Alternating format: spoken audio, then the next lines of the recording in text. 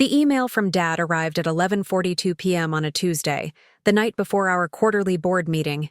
I was still at the office, reviewing presentation slides that showcased Mason Enterprises' most successful year yet.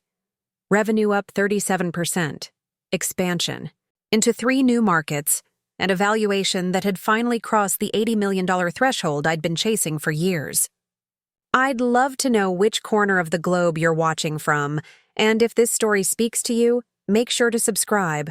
Tomorrow's video is one you absolutely can't miss. The subject line read simply, "Tomorrow's announcement.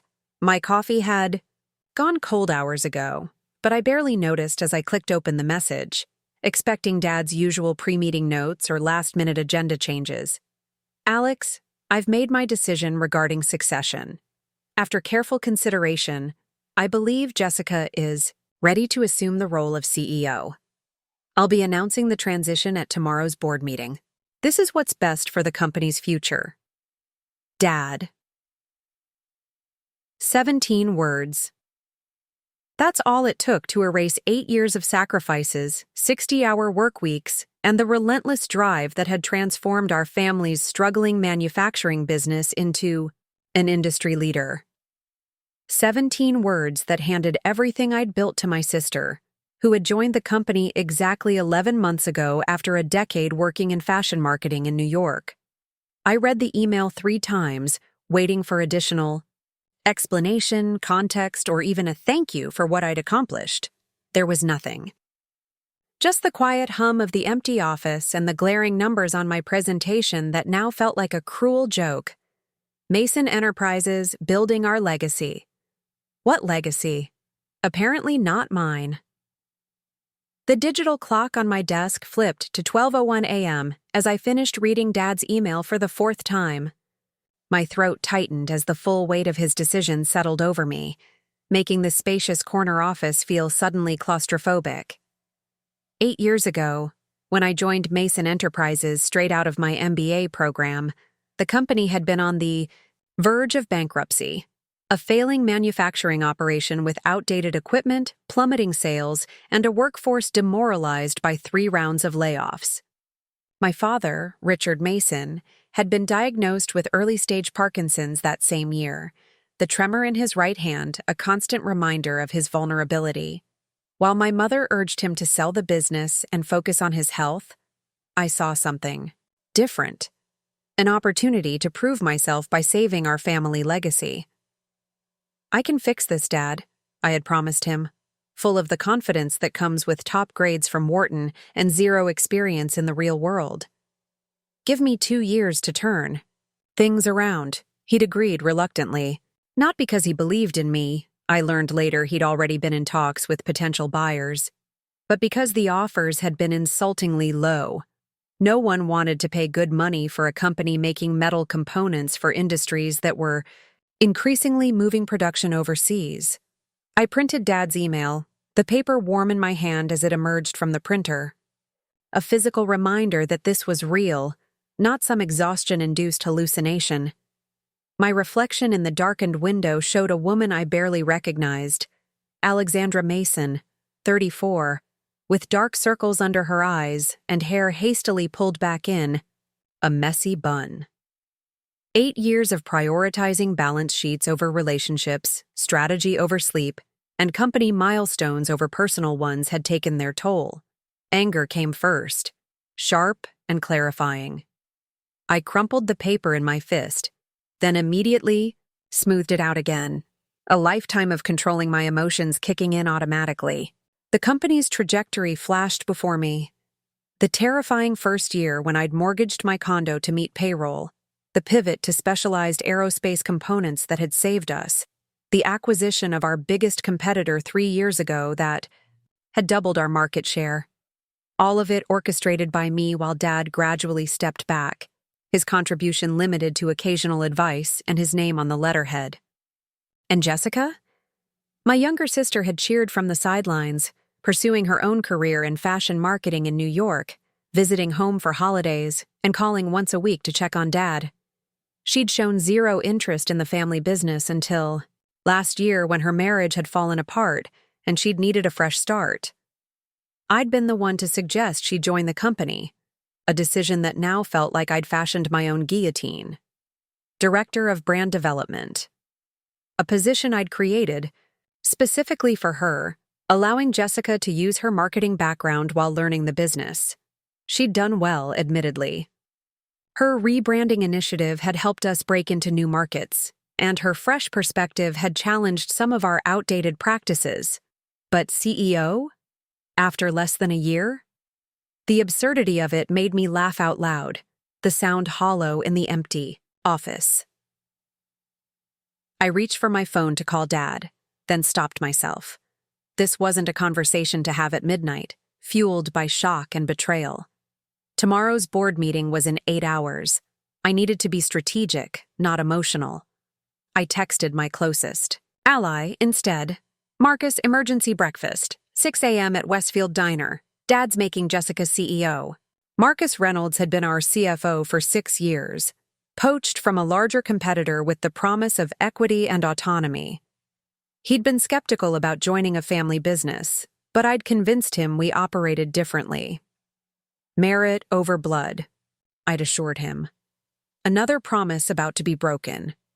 His response came quickly. On my way to your office now. Don't do anything yet. I paced while waiting for Marcus, reviewing the company's structure in my mind. The board consisted of 5 people. Dad as chairman, me as CEO, Marcus as CFO, our outside counsel Grace Turner, and industry veteran Robert Chen, who joined us 2 years ago. Dad and I controlled the majority of voting shares, with Marcus, Grace, and a handful of key employees holding minority stakes. If Dad wanted Jessica as CEO, he had the votes with his shares plus Robert's, who had always deferred to my father. I could fight it by rallying the minority shareholders, but that would tear the company apart, the very company I'd spent 8 years rebuilding. The irony wasn't lost on me. Marcus arrived 20 minutes later, his usual impeccable appearance. Slightly rumpled, tie missing and hair uncombed. He must have been at home when he got my text. Let me see the email, he said without preamble, dropping his laptop bag on my conference table. I handed him the printed copy, watching his face as he read it. His expression shifted from disbelief to anger to calculation. The same progression I'd experienced. This makes no sense, he said finally, setting the paper down carefully, as if it might explode. Jessica's good at what she does, but she knows nothing about operations, supply chain, or client relationships. We'd lose half our aerospace contracts within a year. Apparently that doesn't matter. I collapsed into my chair, the adrenaline fading and leaving exhaustion in its wake. What matters is that she's a Mason.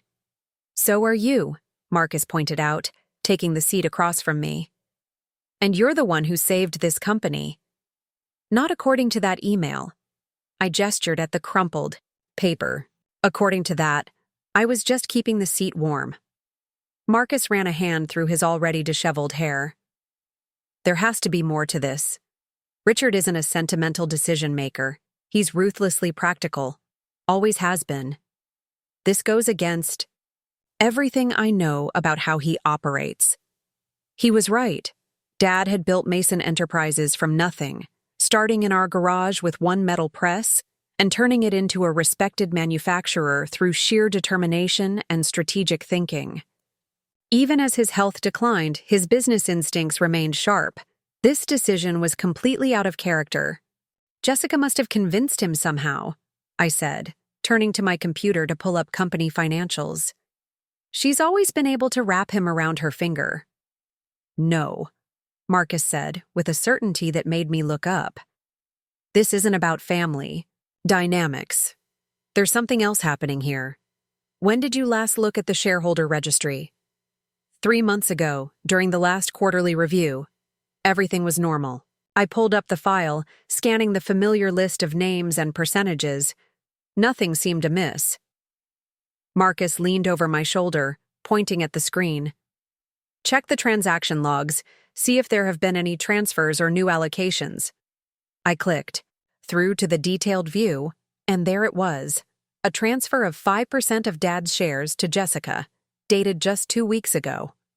Not enough to change control of the company, but a significant gesture nonetheless. More telling was the timing. Immediately after our executive retreat at Lake Tahoe, where Jessica had presented her 5-year vision for the company's brand evolution. "She's been planning this," I said, the realization hitting me like a physical blow. That presentation wasn't about marketing, it was her pitch for leadership. Marcus nodded grimly. "And your father bought it. The question is why?" I closed my eyes, remembering the retreat. Jessica had been unusually prepared with market research and competitive analysis that went far beyond her marketing role. I'd been impressed but not threatened. After all, I'd been the one encouraging her to learn all aspects of the business. Now that encouragement felt naive. "She wants to take the company public," I said, the pieces falling into place. Her presentation emphasized visibility, market position, growth metrics, all the things investors look for. Dad's always been against going public, but Jessica must have convinced him it's the only way to secure the company's future. "And his legacy," Marcus added. "With his health issues, he's thinking about how Mason Enterprises continues after he's gone. An IPO would cement his life's work." The logic was sound, which made it all the more infuriating. I'd focused on sustainable growth, reinvesting profits into R&D and employee development rather than chasing valuation for its own sake. Jessica was offering a path to rapid expansion and public recognition, catnip for a man contemplating his mortality. "So what's the play here?" Marcus asked, his analytical mind already moving to solutions. "Fight the appointment? Rally the troops? Negotiate a different role for yourself?" The question hung in the air as I stared at my computer screen, where the quarterly presentation still displayed our remarkable growth journey. My growth journey. The temptation to fight was strong. I knew the business better than anyone, had relationships with key clients that couldn't be easily transferred, and had earned the loyalty of our executive team. A lot of love and effort went into bringing this story to life. If you're enjoying it, we'd be so grateful if you'd subscribe to our channel. Now, back to where we left off. But something stopped me. Perhaps it was exhaustion, or maybe the realization that this betrayal had been in motion for months, while I'd been oblivious, focused entirely on company performance. A fight would get ugly, dividing the company and potentially undoing everything I'd built. There was another option, one that had never seriously crossed my mind until this moment: walking away. "I need to understand what's really happening here before I decide anything," I said finally. "The board meeting is at 8 a.m. I'm going to confront Dad before it starts." Marcus looked skeptical. "And if he doesn't change his mind? Then I'll decide whether Mason Enterprises is still where I belong." The words surprised me as they left my mouth, but they felt right. For 8 years, my identity had been completely intertwined with the company. Perhaps it was time to remember who Alexandra Mason was beyond the CEO title. "Whatever you decide, you're not alone in this," Marcus said, his expression serious. "Half the executive team would walk with you if it came to that." The loyalty touched me, but I shook my head. I would never ask anyone to risk their career over a family dispute. "It's not just a family dispute," he insisted. "It's about the future of a company we've all invested in. If Jessica's vision is taking us in a direction that compromises what we've built, people deserve to know that before the announcement." He had a point. This wasn't just about my wounded pride. It was about the company's direction and the livelihoods of our 237 employees.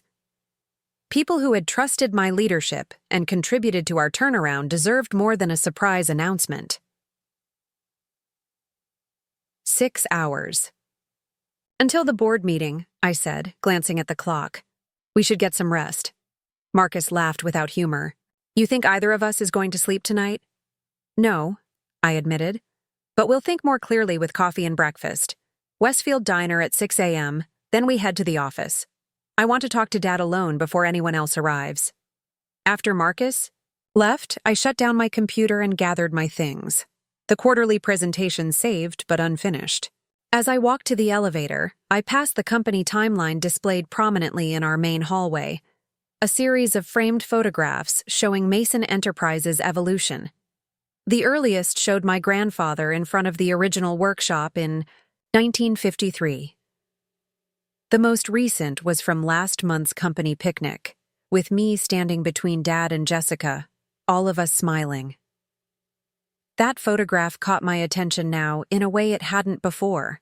Looking closely, I noticed Dad's hand resting on Jessica's shoulder, his expression proud. My sister was leaning slightly toward him, while I stood more formally, slightly apart. Had the distance been there all along, unnoticed by me because I was too busy running the company to see the shifting family dynamics? The elevator arrived with a soft chime, and I stepped inside, watching the floor numbers descend. Each illuminated number felt like a countdown to something inevitable, a confrontation 8 years in the making. Tomorrow would change everything, one way or another. The company I'd rebuilt from the ground up was about to slip from my grasp. The question wasn't whether I could stop it, but whether I wanted to fight for something that had been so easily taken away. As I walked to my car in the deserted parking garage, my phone buzzed with a text from Jessica. Got your presentation? File. Making some tweaks for tomorrow. Hope that's okay. Can't wait for the board meeting. The casual presumption made my blood boil. My sister was already stepping into my role, without even waiting for the official announcement. I started to type, an angry response, then deleted it. This wasn't a battle to be fought over text messages at 1 a.m. Tomorrow, I would face my father and sister in person and discover exactly what had happened behind my back while I was busy saving our family legacy. Tomorrow, I would learn whether that legacy had ever truly included me at all. Sleep never came that night. I drove home to my downtown loft, a space I'd purchased 4 years ago but had barely furnished. The industrial-style apartment with its exposed brick and floor-to-ceiling windows had seemed perfect at the time, close to the office and requiring minimal maintenance. Now, its emptiness felt like an indictment. While I'd been building Mason Enterprises, I'd neglected to build a life. I showered and changed into a fresh suit, charcoal gray with subtle pinstripes, my armor for difficult days. The woman in the mirror looked composed and professional, betraying none of the turmoil beneath. Years of board meetings and tough negotiations had perfected this mask. My phone buzzed with a message from Nathan Taylor, our director of operations. Heard rumors about a big announcement today. Everything okay? I stared at the text, unsure how to respond. News traveled fast in a company of our size. Someone on the executive team must have leaked information about the special board meeting. Standard quarterly review with some organizational updates. I typed back, hating the dishonesty but unwilling to undermine Dad's announcement before I understood his reasoning. Nothing to worry about. The lie felt bitter. Nathan had been one of my first hires, brought on to modernize our manufacturing processes when we were still operating out of the original facility. He'd believed in my vision when most industry veterans had written us off as another failing family business. He deserved better than corporate platitudes. As I grabbed my keys and briefcase, my gaze fell on a framed photograph I kept on my entryway table, the only personal touch in my minimalist home. It showed 3 people standing in front of a small brick building with a hand-painted sign, Mason Metalworks. My grandfather Harold, my father Richard as a teenager, and my grandmother Elaine, who had kept the books while raising 2 children. The photograph had been taken in 1973, shortly before my grandfather's unexpected heart attack forced my father to take over the family business at 19. Dad had often told the story of how he'd deferred his college plans to keep the company afloat, working 16-hour days while teaching himself business management from library books.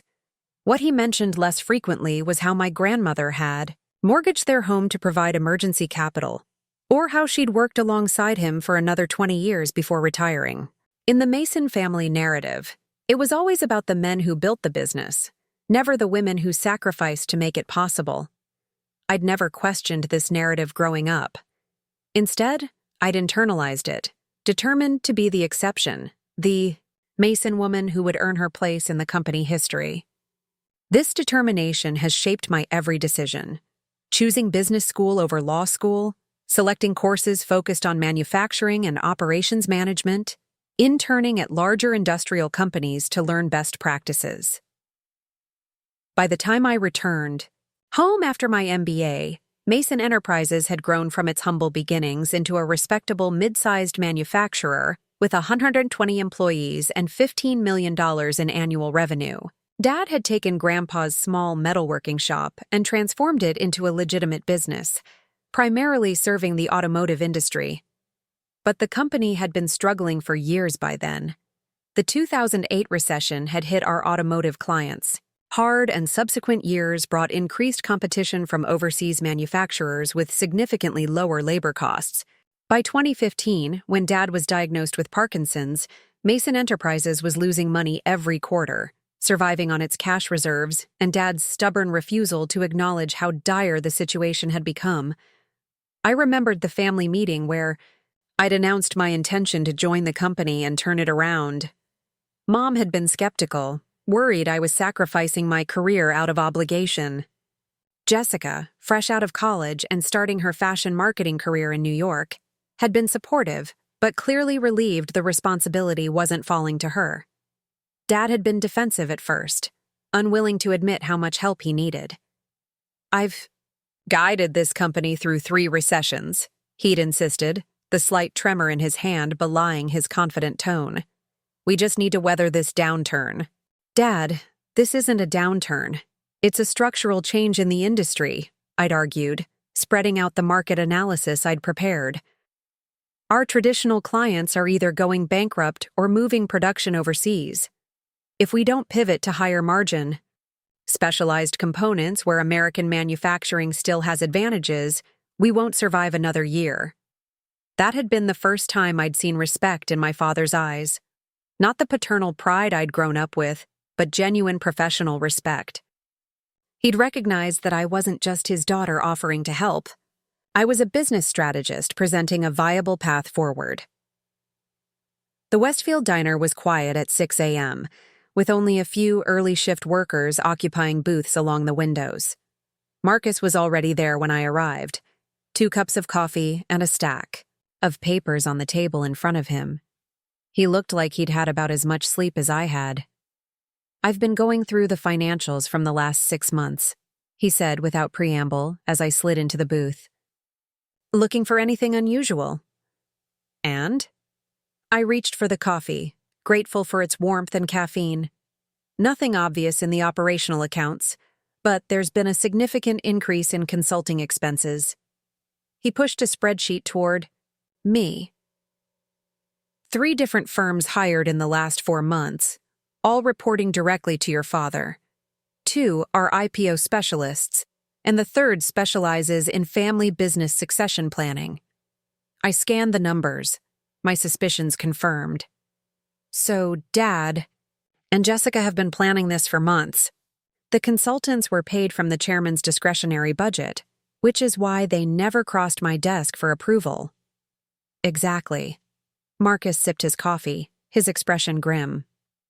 "The succession planning firm, Wilcox & Associates, has been paid nearly $200,000 since February.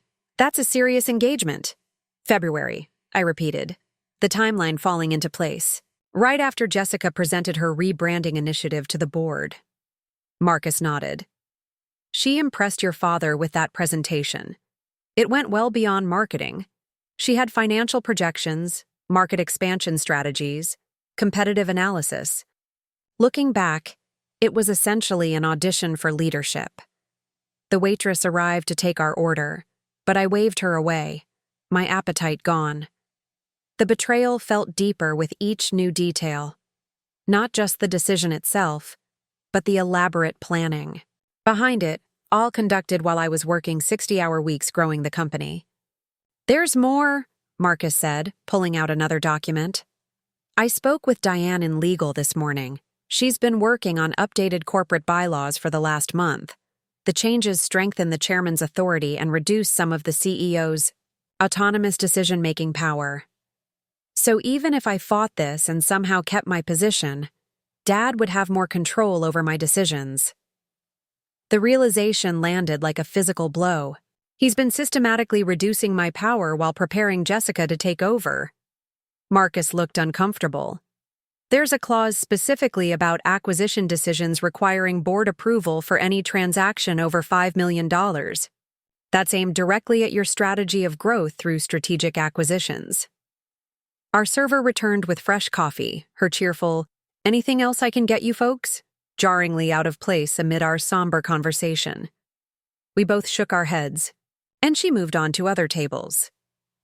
"This is about control," I said finally, the pieces falling into place. Dad built this company, then nearly lost it. I saved it and transformed it.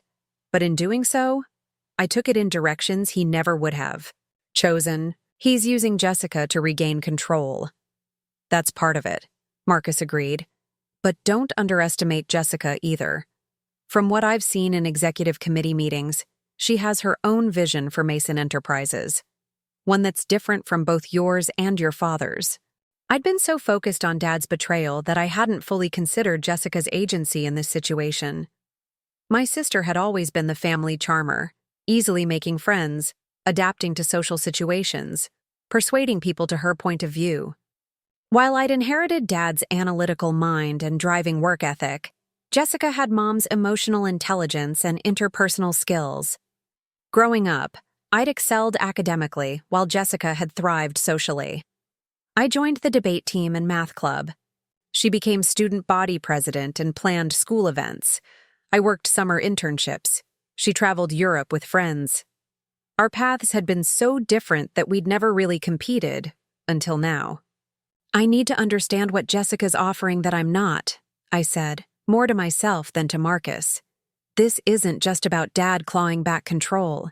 He wouldn't risk the company's success for that. "From the consulting engagements, it's clearly about going public," Marcus replied.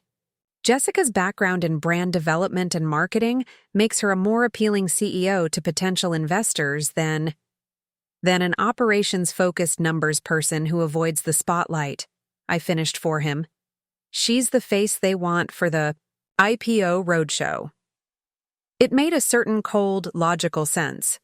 Jessica was charismatic, media-trained from her years in the fashion industry, and genuinely passionate about the Mason brand. I, on the other hand, had turned down countless speaking engagements and industry award ceremonies to focus on the actual work of running the company.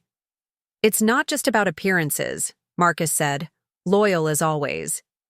"You've built the substance that makes an IPO possible in the first place. Without your operational turnaround and strategic acquisitions, there would be nothing for Jessica to sell to investors." Maybe that's exactly why Dad thinks the timing is right for a transition, I mused. The hard rebuilding work is done. Now, it's about packaging and selling the story. Marcus looked like he wanted to argue further, but checked his watch instead. "It's 7:15. If you want to catch your father before the board meeting, we should head to the office." We paid for the untouched coffee and walked to our cars in silence. The early morning sun cast long shadows across the parking lot, a visual reminder of how quickly time was passing. In less than an hour, my professional life would be fundamentally altered. As I drove the familiar route to Mason Enterprises headquarters, a renovated warehouse in the city's revitalized industrial district that I'd selected and redesigned 4 years ago, memories of the company's transformation played through my mind. The first major crisis had come just 3 months after I joined, when our largest automotive client canceled their contract with 30 days' notice. We lost 40% of our revenue, overnight.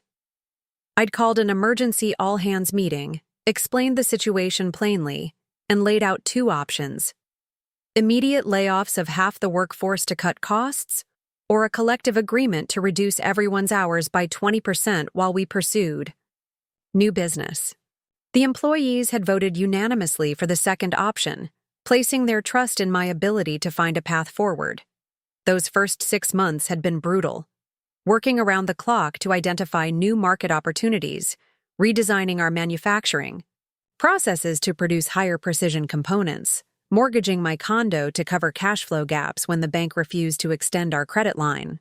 Dad had watched with a mixture of worry and growing respect as I executed the pivot to aerospace components, a sector with higher margins and less overseas competition. The turning point came when I secured our first contract with Bennett Aerospace, a mid-sized player looking for a domestic supplier who could meet their exacting specifications. I'd spent 3 months courting their procurement team, bringing our engineers to multiple meetings, and ultimately guaranteeing performance metrics that our competitors wouldn't touch. It had been a calculated risk. If we failed to deliver, the penalties would have bankrupted us. But we'd succeeded, and that first contract had led to others, establishing Mason Enterprises as a reliable partner in an industry where quality and precision were paramount. Dad had been impressed, but cautious about the aerospace focus, worried about becoming too dependent on another single industry. Diversification is security, he'd counseled, the mantra he'd developed after the company's near-death experience. In the 1980s recession, I'd listened but charted my own course, believing that specialization was our competitive advantage. My strategy had been to go deep rather than broad, becoming truly exceptional in a few high-margin areas rather than adequate in many. This fundamental difference in philosophy had created tension between us, though Dad had eventually deferred, to my judgment as the results spoke for themselves. The acquisition of Preston Manufacturing 3 years ago had been another point of contention. Dad had opposed taking on debt for the purchase, advocating for slower organic growth. I'd fought hard for that deal, knowing Preston's client list and specialized equipment would accelerate our expansion by years. When the acquisition helped us double revenue within 18 months, Dad had acknowledged I'd been right, though not without adding that we'd been lucky with the timing.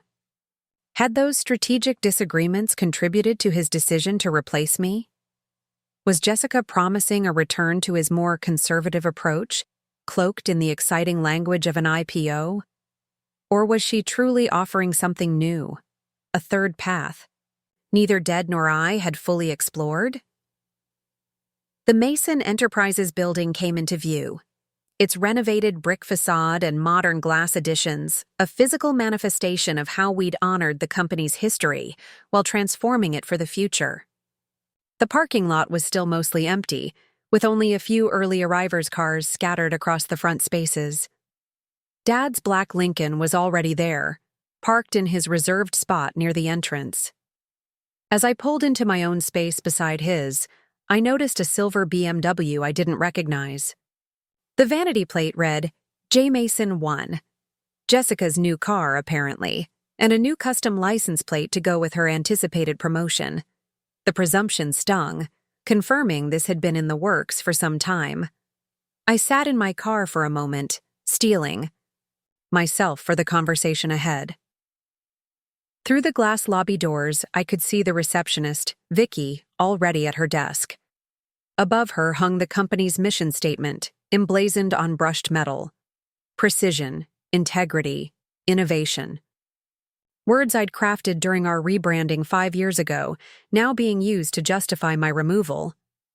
Marcus pulled up beside me, giving an encouraging nod as he gathered his things.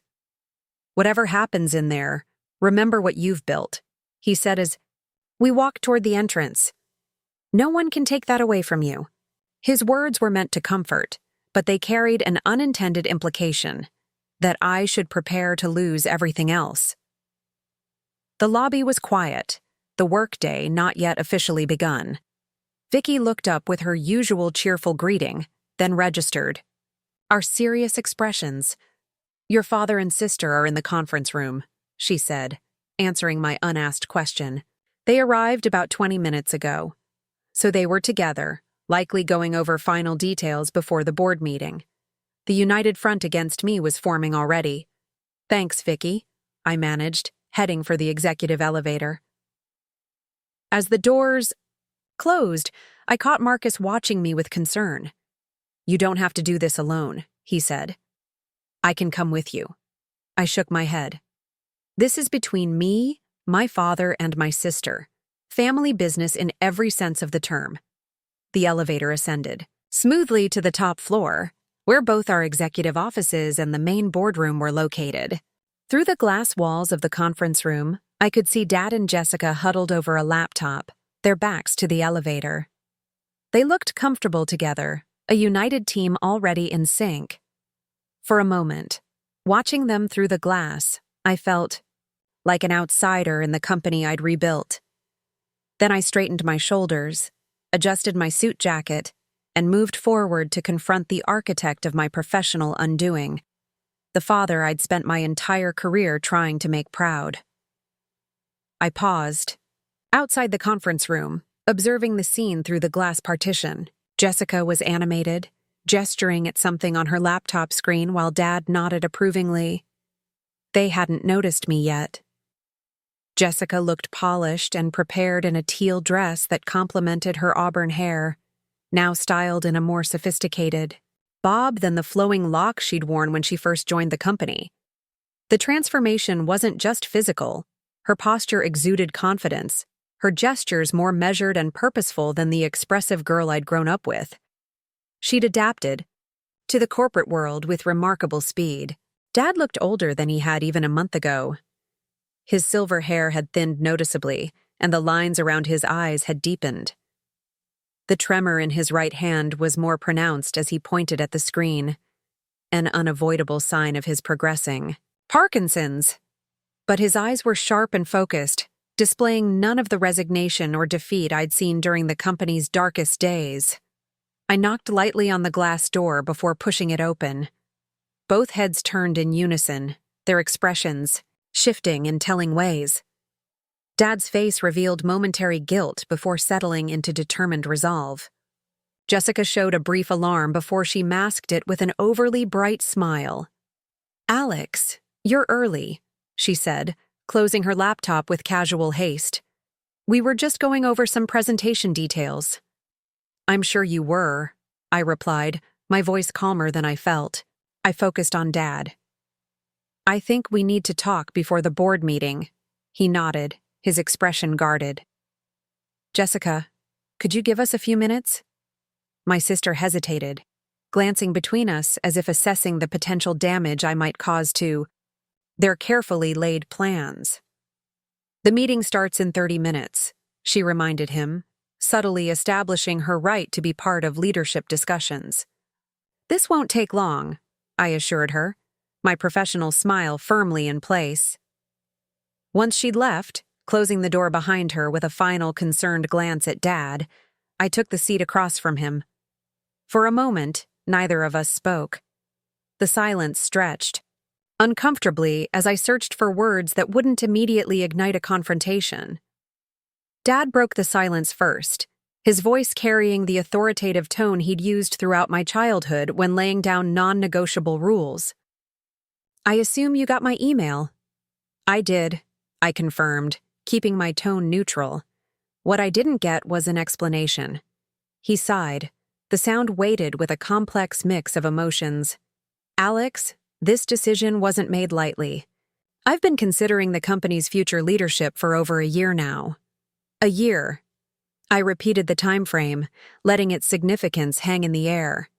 "While I was working 70-hour weeks growing the company, you were planning to replace me." "Not replaced," he countered quickly.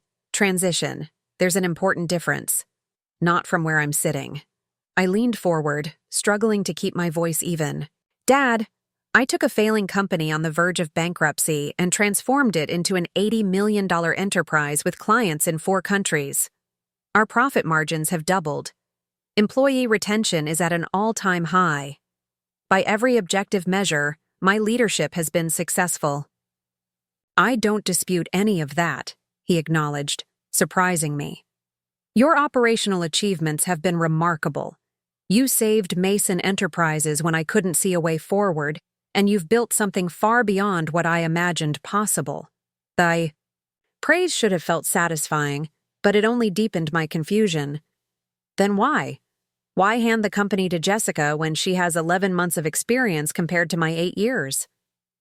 Dad rubbed his forehead, a gesture I recognized from countless difficult business discussions over the years.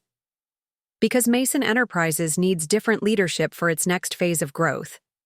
The skills that save the company aren't necessarily the same ones needed to take it public. So this is about the IPO, I said, the confirmation landing heavily despite my suspicions. You're replacing me because Jessica's better at presentation and public relations. It's more nuanced than that, Dad insisted. Jessica brings a fresh perspective, connections in markets we've barely explored, and yes, a skill set that aligns with where the company needs to go next. And you didn't think to discuss this with me? To see if I could develop those skills? Or work alongside Jessica rather than being summarily dismissed? A flash of defensiveness crossed his face. You've always resisted the public-facing aspects of leadership, Alex. How many times have I suggested you speak at industry events or join the Chamber of Commerce board? You've consistently prioritized operations over building the relationships and visibility a public company requires. The criticism stung because it contained a kernel of truth. I had avoided the networking and publicity sides of business, believing results should speak for themselves. But that didn't justify the way this decision had been handled. You could have talked to me, I said quietly. Instead, you and Jessica have been plotting behind my back for months. Consulting firms, bylaw changes, shareholder transfers, all done in secret while I was focused on growing the business you claim to value. Dad looked genuinely surprised. You know about the consultants? I know everything, I said, though this was an overstatement. What I don't understand is why the secrecy. Why not bring me into the conversation about the company's future? Unless you knew I would raise valid objections to Jessica's readiness for this role. The secrecy was my decision, not Jessica's, Dad said firmly. I knew this would be difficult for you, and I wanted all the pieces in place before we had this conversation. So you could present me with a fait accompli rather than a discussion. I couldn't keep the bitterness from my voice. Very considerate. Dad's expression hardened. This isn't personal, Alex. It's business. The board agrees that Jessica's vision for Mason Enterprises aligns better with our long-term growth strategy. The board hasn't even met yet, I pointed out, unless you've been having unofficial conversations without the CEO present, which would violate our corporate governance policies. He had the grace to look uncomfortable at this. I've had preliminary discussions with Robert and Grace. They support the transition plan. So he had been circumventing proper channels. Another indication of how determined he was to see this through regardless of process or fairness. I changed tactics. Walk me through the logistics, I said, adopting the practical tone we used when discussing business operations. What role do you envision for me in this new structure? The question seemed to catch him off guard. Perhaps he'd expected me to storm out or threaten legal action rather than engage with the details. We want you to remain on the executive team, he said cautiously. Chief Operating Officer would allow you to continue overseeing the operational aspects you excel at, while Jessica focuses on strategic growth and investor relations. A demotion to a role reporting to my less experienced sister. I kept my voice flat. And if I decline this generous offer? Dad's expression grew more guarded. We hope you won't make that choice, Alex. Your expertise is valuable to Mason Enterprises. But not valuable enough to keep me as CEO. The pieces were falling into place. Let me guess, if I decline, you've already prepared a severance package and non-compete agreement to ease my departure. His silence confirmed my suspicion. They had planned for every contingency, including my refusal to accept the new hierarchy. Thux. Board meeting starts in 20 minutes, I said, rising from my chair. I assume you want me there for the announcement? Of course, Dad replied, looking relieved that I wasn't causing a scene. The transition will go more smoothly with your visible support. I haven't agreed to anything yet, I reminded him. And I won't be rubber stamping Jessica's promotion just to make your announcement go smoothly. His expression hardened again. Alex, I understand you're upset, but please don't make this more difficult than it needs to be. The decision has been made. By you, not by the board, I countered. As of this moment, I'm still CEO of Mason Enterprises, and I intend to fulfill my responsibilities to all our stakeholders, including the employees whose livelihoods depend on competent leadership. I walked out before he could respond, nearly colliding with Jessica, who was hovering just outside the door, clearly attempting to overhear our conversation. She stepped back, adjusting her expression to one of concerned sisterly support. Alex, Not now, Jessica, I cut her off, continuing toward my office. We'll have plenty to discuss after the board meeting. I heard her heels clicking after me. Alex, please, I never wanted this to happen this way. I stopped and turned, causing her to pull up short. How exactly did you want it to happen? With me gratefully handing over the company I saved and built so you could take it public and claim the credit? Her eyes widened at my directness. That's not fair. I've worked hard since joining Mason Enterprises. Dad didn't hand me this opportunity. I earned it. In 11 months, I said flatly. Impressive. Jessica's carefully maintained composure slipped, revealing a flash of the determination that apparently ran in the Mason DNA. You're not the only one with business skills, Alex. Just because I chose a different path doesn't mean I can't lead this company. Leading takes more than an MBA and marketing experience, I replied. It takes years of building relationships with clients, understanding our operations from the ground up, and earning the trust of the people who make this company work every day. All things I can learn, she insisted. What I bring is vision and the ability to communicate it effectively, something you've consistently undervalued. There was conviction in her voice that gave me pause. Jessica truly believed she was the right person for this role, that her skills were what Mason Enterprises needed now. The realization was both troubling and strangely clarifying. This wasn't just Dad clinging to control or Jessica opportunistically grabbing power. They genuinely believed this was best for the company. What exactly is this vision you're so confident about? I asked, genuine curiosity breaking through my anger. She straightened, switching seamlessly into presentation mode. Mason Enterprises has enormous potential beyond our current markets. We've been focused on being the best manufacturer of aerospace components, but we should be leveraging our precision engineering capabilities across multiple sectors: medical, devices, renewable energy infrastructure, and specialized consumer products. Diversification, I noted. Dad's old philosophy. But with a modern approach, she countered.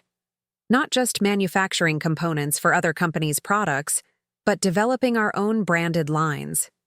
Becoming a name consumers recognize, not just industry insiders. It was a bold strategy, and a dramatic departure from the focused specialization I'd pursued. It would require significant capital investment, expanded R&D, and a completely different marketing approach. The kind of expansion that would be much easier to fund through an IPO than through our current reinvestment of profits. And you've convinced Dad this vision is achievable, I said, seeing the full picture now. We've convinced Wilcox and Associates, Graham Capital Partners, and the IPO consultants, Jessica corrected me. This isn't just Dad playing favorites, Alex. The strategy has been vetted by industry experts. The elevator chimed behind us, and Marcus stepped out, followed by Grace Turner and Robert Chen, the remaining board members arriving for the meeting. Their expressions turned wary as they took in the obvious tension between me and Jessica. Everything, all right? Marcus asked, his question directed at me, though his eyes assessed Jessica with undisguised skepticism. Just a family discussion before the board meeting, Jessica replied smoothly. We should probably head in. It's almost 8. Grace, our corporate counsel, gave me a sympathetic look that confirmed she was already aware of the coming announcement. Robert avoided eye contact entirely, his discomfort palpable. Only Marcus stood firmly in my corner, his stance protective as the others moved toward the boardroom. "What's the play here?" he asked quietly once they'd passed. "Are you going to fight this in the meeting?" It was the question I'd been asking myself all night. Did I want to challenge the succession plan publicly, potentially creating a divisive battle that could damage the company? Or did I accept the inevitable and focus on negotiating the best possible exit? "I'm going to listen," I decided. Jessica just outlined a vision for Mason Enterprises that's fundamentally different from mine. Before I decide anything, I need to understand exactly what they're planning. Marcus nodded, though he looked unsatisfied with my passive approach. "Just remember, you've got allies in that room. Don't let them steamroll you." We entered the boardroom together, finding the others already seated around the polished mahogany table. Dad at the head, Jessica to his right, Grace and Robert completing the semicircle. 2 empty chairs remained, mine at the other end of the table, directly facing Dad, and Marcus's beside me. The physical arrangement underscored what was happening. Dad and Jessica on one side, me on the other, with the remaining board members positioned to choose their alignment. The battle lines were being drawn whether I wanted to fight or not. Took my seat with deliberate calm, placing my portfolio squarely before me and opening it to reveal the quarterly report I'd prepared, the one Jessica had presumptively offered to tweak the night before. "Before we begin," I said, taking control of the room through sheer force of habit, "I'd like to distribute copies of the quarterly performance report. Despite some last-minute offers of assistance, I've completed it myself to ensure accuracy." Jessica flushed slightly at the pointed reference.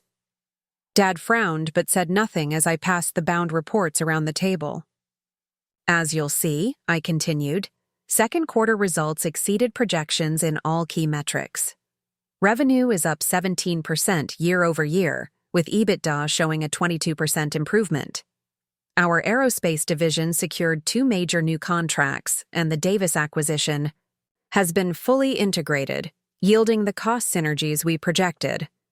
I paused, allowing the board members to scan the impressive figures before delivering the coup de grace. Most significantly, our valuation has officially crossed the $80 million threshold, based on the independent assessment completed last week. Dad shifted in his seat, clearly annoyed that I was highlighting my accomplishments before his planned announcement. Jessica studied the report with genuine interest, her expression suggesting she was seeing some of these details for the first time. "These results are impressive, Alex," Grace acknowledged, her legal training making her careful to establish facts before opinions. "Mason Enterprises has flourished under your leadership." "Thank you, Grace," I replied, then looked directly at my father. "Which makes today's agenda item regarding leadership succession particularly surprising." A tense silence fell over the room. Dad cleared his throat, visibly shifting into his chairman role. "As you're all aware," he began, his voice steady despite the slight tremor in his hands, "I've been considering the long-term leadership structure of Mason Enterprises for some time. While Alex has done remarkable work stabilizing and growing the company, we now face different challenges that require a new approach." He gestured to Jessica, who straightened almost imperceptibly. Jessica has demonstrated exceptional strategic thinking since joining the executive team. Her background in brand development and marketing brings precisely the skill set we need as we prepare for the next phase of growth. Robert nodded along, already convinced. Grace maintained her neutral expression, eyes flicking between family members as if mentally drafting the meeting minutes. Marcus looked increasingly tense, his loyalty to me warring with his professional demeanor. "Therefore," Dad continued, "I'm proposing that effective immediately, Jessica Mason assume the role of Chief Executive Officer, with Alex transitioning to Chief Operating Officer to maintain continuity in our core operations." The words hung in the air, finally spoken aloud in the formal setting that made them real. I felt all eyes on me, waiting for my response to this public demotion. The room seemed to hold its collective breath, the silence stretching painfully, until I finally broke it. "I have questions," I said simply, my voice steady despite the emotions churning beneath the surface, about the timing, the process, and most importantly, about Jessica's vision for a company she joined less than a year ago. Dad looked ready to intervene, but Jessica spoke first, her voice clear and confident. "That's completely fair, Alex. I think everyone in this room deserves to understand the direction I believe Mason Enterprises should take, and why Dad and I believe now is the right time for this transition." She opened her laptop and connected it to the room's display system, revealing a presentation titled Mason Enterprises, Evolution and Expansion. The professional slides showcased a vision that was both ambitious and detailed, clearly the product of months of work, not something hastily assembled for this meeting. As Jessica launched into her presentation, I sat back and studied her with new eyes. The little sister I'd always somewhat dismissed as the family charmer had transformed into a polished executive with undeniable skills. Whatever happened next, I realized this confrontation wouldn't be as simple as exposing an unqualified usurper. Jessica had come prepared for battle, armed with consultants' reports, market analyses, and a vision that was already winning board support. The question was no longer whether I could prevent this succession, but whether I wanted to remain part of a company moving in a direction so different from the one I'd charted. As Jessica's presentation unfolded, I felt something unexpected. Beneath my anger and hurt, a growing curiosity about where this new path might lead, and whether I could find a place on it that honored what I'd built without surrendering everything I valued. Jessica's presentation continued for 20 minutes, each slide more comprehensive than the last. What emerged wasn't just a marketing strategy, but a complete reimagining of Mason Enterprises. She envisioned transforming our specialized aerospace component manufacturing into a diversified technology company with multiple product lines across several industries. The Mason name should stand for precision engineering excellence across sectors, she explained, clicking a slide showing potential new markets. Our expertise in aerospace components gives us credibility to expand into medical devices, where tolerance requirements are equally stringent. Robert Chen nodded appreciatively. Diversification reduces market risk. Smart. It also dilutes our focus and requires expertise we don't currently have, I countered, my analytical mind automatically identifying the flaws. Breaking into medical devices means navigating FDA regulations, establishing new quality control systems, and competing with entrenched players who have decades of specialized experience. Jessica didn't miss a beat, which is why we've already identified 3 potential acquisition targets. She clicked to the next slide, revealing detailed profiles of smaller medical device manufacturers. Each offers complementary technology and regulatory expertise. 2 are founder-owned and approaching succession challenges of their own. The thoroughness caught me off guard. These weren't hypothetical targets. She'd clearly done extensive research, perhaps even had preliminary conversations with the owners. This level of preparation went far beyond what I'd expected.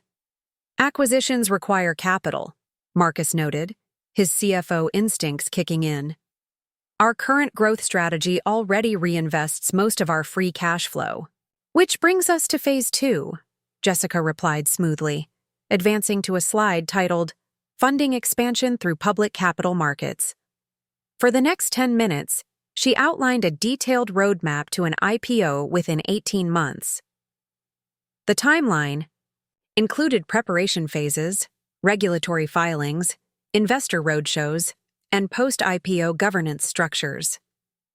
Each element was supported by analysis from the consulting firms Dad had engaged, with projected valuations that made our current $80 million look modest.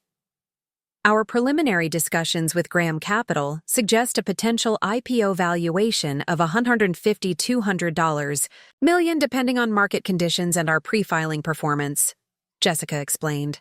Their analysts believe our aerospace contracts provide a stable foundation, while the growth story of our expansion into new markets offers the upside potential investors seek. Dad was watching Jessica with undisguised pride, occasionally nodding, in agreement with key points. Robert looked increasingly enthusiastic, while Grace maintained her professional neutrality, though her raised eyebrows suggested she was impressed by the depth of preparation. Marcus maintained a skeptical expression, though I noticed him taking detailed notes. As for me, I felt increasingly disoriented.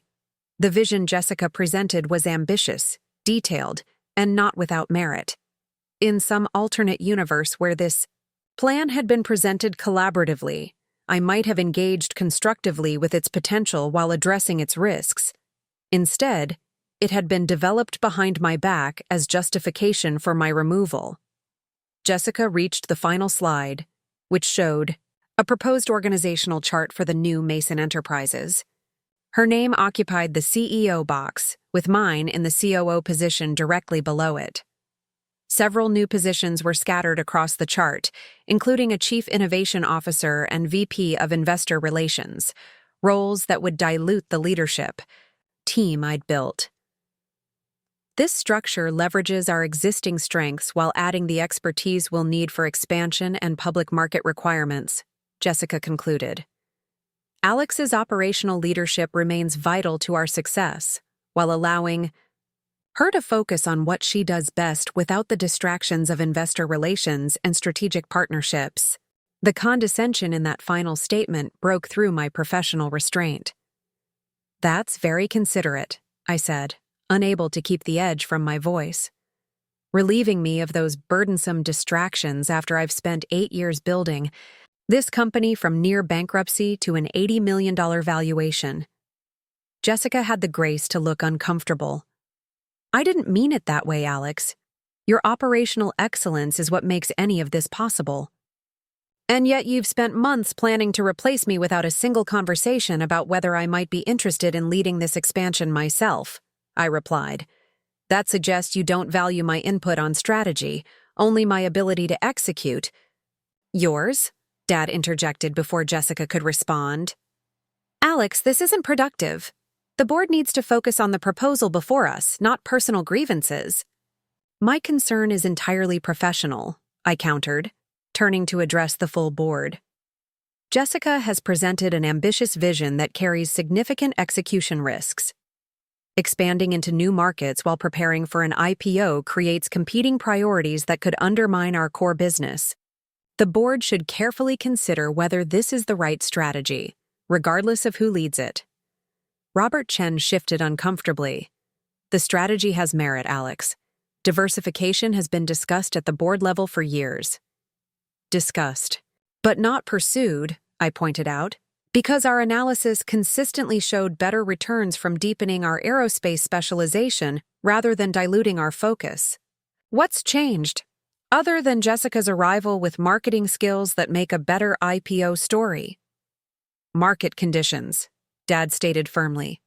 "Interest rates are at historic lows, making this an ideal time to access public capital markets. The window won't stay open indefinitely. And my health isn't improving," he added more quietly, the tremor in his hand becoming more pronounced as he set down his pen. "I want to secure Mason Enterprises' future while I still can." The personal admission shifted the atmosphere in the room. Dad rarely acknowledged his Parkinson's, preferring to focus on business rather than health concerns. The vulnerability in his voice made my anger harder to maintain. "We all want what's best for the company," Grace said, stepping into the momentary silence with her lawyer's skill for finding common ground. "Perhaps we should consider a phased transition that gives Alex time to assess whether the COO role aligns with her goals." "The IPO timeline doesn't allow for extended deliberation," Dad responded, his momentary vulnerability replaced by chairman authority. "We need clarity on leadership before engaging with underwriters." "So this is an ultimatum," I said, finally understanding the full picture. "Either I accept a demotion to COO under Jessica, or I leave immediately." Dad frowned at my characterization, but didn't deny it. "We're offering you a critical role in the company's future, Alex. If you choose not to accept it, that's your decision." The room fell silent, all eyes on me as they waited for my response. The pressure to agree, to maintain harmony, to be the team player I'd always been, was enormous. It would be easier to accept the demotion, to tell myself I was doing it for the company's stability, for the employees who depended on us. But something deep inside me rebelled against the injustice. Not just the personal betrayal, but the presumption that I would quietly step aside after pouring my life into saving and rebuilding this company. Before the board votes on this succession plan, I said carefully, I'd like to request time to consider my options and consult with my own advisors. This proposal was presented to me less than 12 hours ago, while Jessica has had months to prepare. Dad looked ready to object, but Grace spoke first. That's a reasonable request. Corporate governance best practices would suggest giving Alex adequate time to review the proposal, especially given her current role and significant contributions to the company. How much time are we talking about? Dad asked, clearly unhappy with the delay but aware of the optics of refusing such a basic courtesy. 1 week, I proposed. The quarterly results are strong, so there's no operational urgency. A week allows me time for proper consideration without impacting business continuity. Dad glanced at Jessica, who gave a slight nod. Fine, he conceded. We'll reconvene next Monday to finalize the leadership transition. In the meantime, day-to-day operations continue as normal, with Alex retaining CEO authority. With one exception, he added. Any communication about potential structural changes or the IPO exploration goes through me. We don't want contradictory messages reaching employees or clients. It was a reasonable restriction, though it underscored Dad's lack of trust in how I might handle the news of my pending demotion. I nodded my agreement, already considering how to use the week's reprieve. If there's no further business, Dad concluded, we'll adjourn until next Monday at 8 a.m. As the meeting broke up, an uncomfortable silence fell over the room. Grace gathered her papers and offered me a sympathetic nod before departing. Robert lingered briefly, looking like he wanted to say something conciliatory, then thought better of it and followed Grace out. Marcus remained seated beside me, his expression making it clear he was waiting for everyone else to leave before speaking. Jessica approached as Dad slowly rose from his chair, gathering his things with the deliberate movements his condition now required.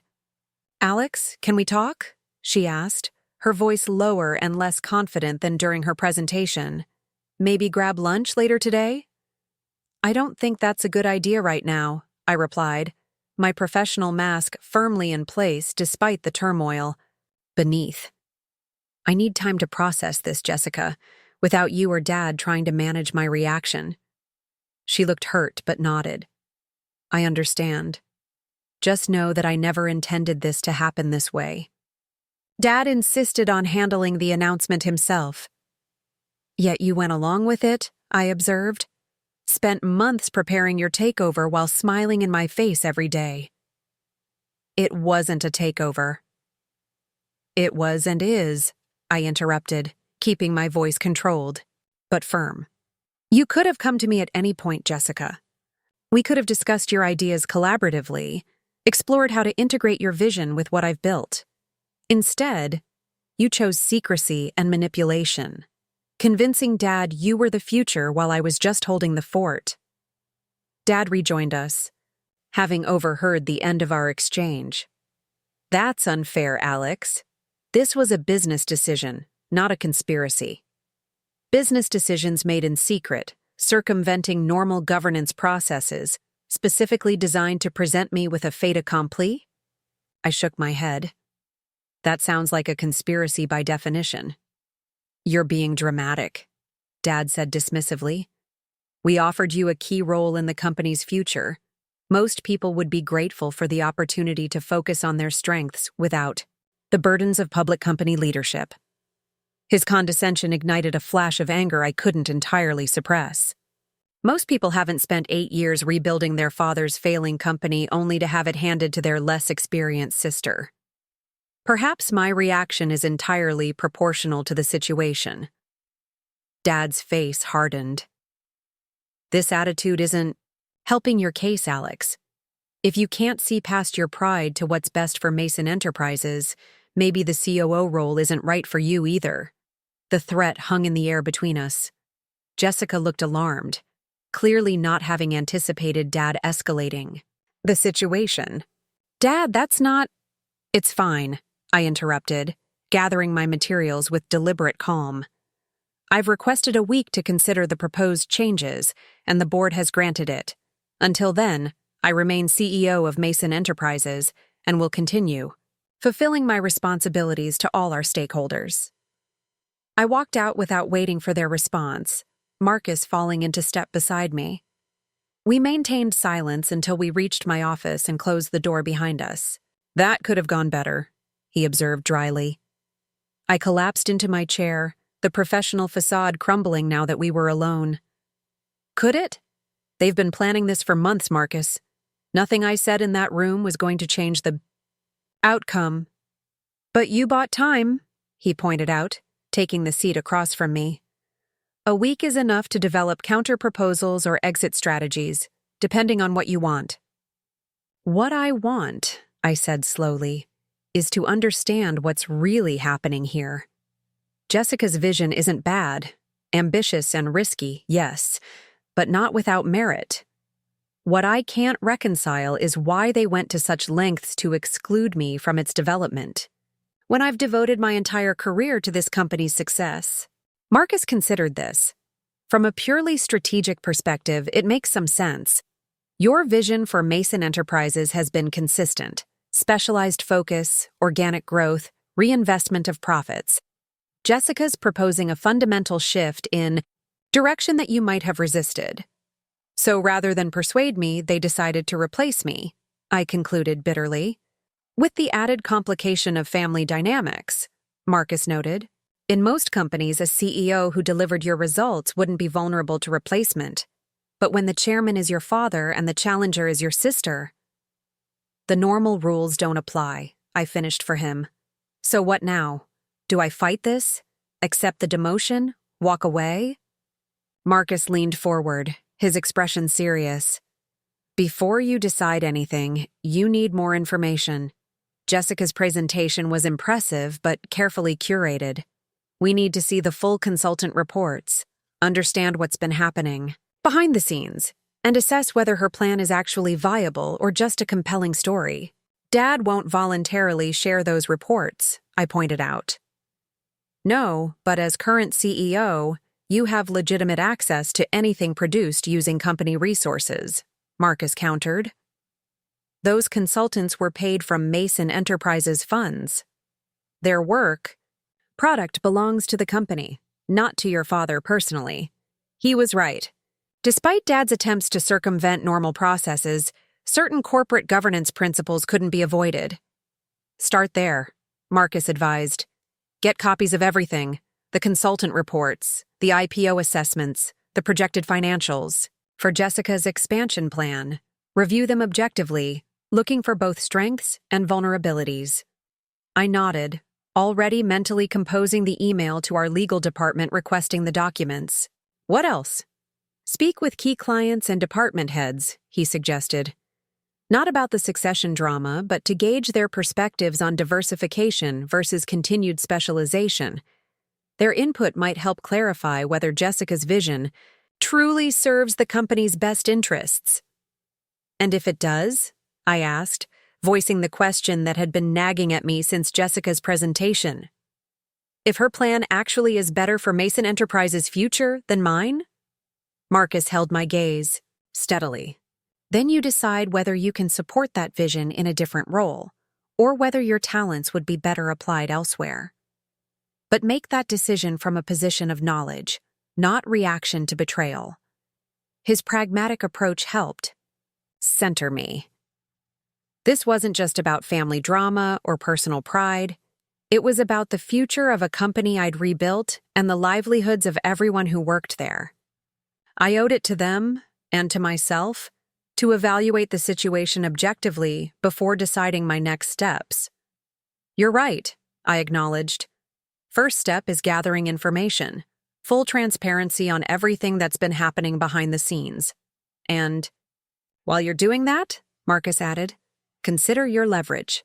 You may not control majority shares, but you have relationships with key clients, knowledge of operations that isn't easily replaced, and the loyalty of most of the executive team. Those are valuable cards to play if you choose to. The analytical approach felt familiar and comforting, breaking a complex problem into manageable components, gathering data, evaluating options. It was how I'd approached saving Mason Enterprises 8 years ago, and how I'd built it into what it was today. Marcus left to return to his own responsibilities. I turned to my computer and began drafting the document request to legal. Whatever came next, fighting the succession, negotiating better terms, or planning my exit, would be based on complete information and careful strategy, not emotional reaction to betrayal. The company I'd built deserved nothing less, regardless of who ultimately led it into the future. My assistant Kevin knocked tentatively on my door an hour later. Alex, there are some people asking about the board meeting. Apparently rumors are circulating. News traveled fast in a company our size. I'd need to address the speculation before it affected productivity or morale. Tell department heads I'll be holding a brief update meeting at noon, I decided. Just the usual quarterly review, nothing dramatic. Kevin nodded, but his concerned expression remained. Also, your sister has been walking around with the VP of Marketing, talking about brand evolution and new market positioning. People are connecting dots. Jessica wasn't wasting any time staking her claim, despite the board's agreement to wait a week before finalizing the transition. The information gathering I'd planned would need to happen quickly before she created facts on the ground that would be difficult to reverse. Thanks, Kevin, I said, rising from my desk. Let's move the department head meeting up to 10:30. And please ask Marcus to join me in 5 minutes. As Kevin departed, I stared out the window at the manufacturing floor below. Through the glass partition, I could see the precision machinery and skilled technicians that form the heart of Mason Enterprises, people whose livelihoods depended on sound business decisions, not family politics. Whatever path I chose in response to this betrayal would affect all of them. The responsibility weighed heavily, but also clarified my thinking. This wasn't just about my pride or position. It was about protecting what we'd all built together. With renewed determination, I turned back to my desk and continued drafting my information requests. The battle for Mason Enterprises' future was just beginning, and I intended to be fully armed with facts before making my next move. The department heads assembled in the main conference room at 10:30 sharp. 8 men and women who had been instrumental in Mason Enterprises' transformation over the years, most of them my hires, people I'd handpicked for their expertise and commitment. Their expressions ranged from curious to concerned as they took their seats around the table, clearly sensing the unusual tension in the air. I began with the quarterly results, highlighting our collective achievements with genuine pride.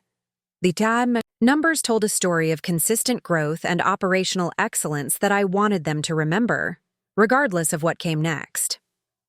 Before we move to department updates, I said, finishing the financial overview, I should address the rumors some of you may have heard this morning. The room grew noticeably quieter, everyone's attention sharpening. The board is considering organizational changes to support our next growth phase, I stated carefully, balancing transparency against my promise not to discuss the succession plan prematurely. These discussions include exploring diversification, opportunities, and potential capital market strategies. Evan Parker, our VP of Engineering, frowned slightly. This sounds different from our established strategy of aerospace specialization. Has something changed? We're evaluating multiple paths forward, I replied, maintaining my neutral tone despite appreciating his skepticism. No final decisions have been made, and we'll provide more details once the board reaches consensus. And your role in these changes? Asked Diana Mitchell, our HR director. She'd been with the company since before my arrival and had a talent for cutting to the heart of sensitive issues. The directness of her question created a crossroads. I could deflect, maintaining the polite fiction that this was a collaborative planning process, or I could acknowledge the reality that my leadership was being challenged.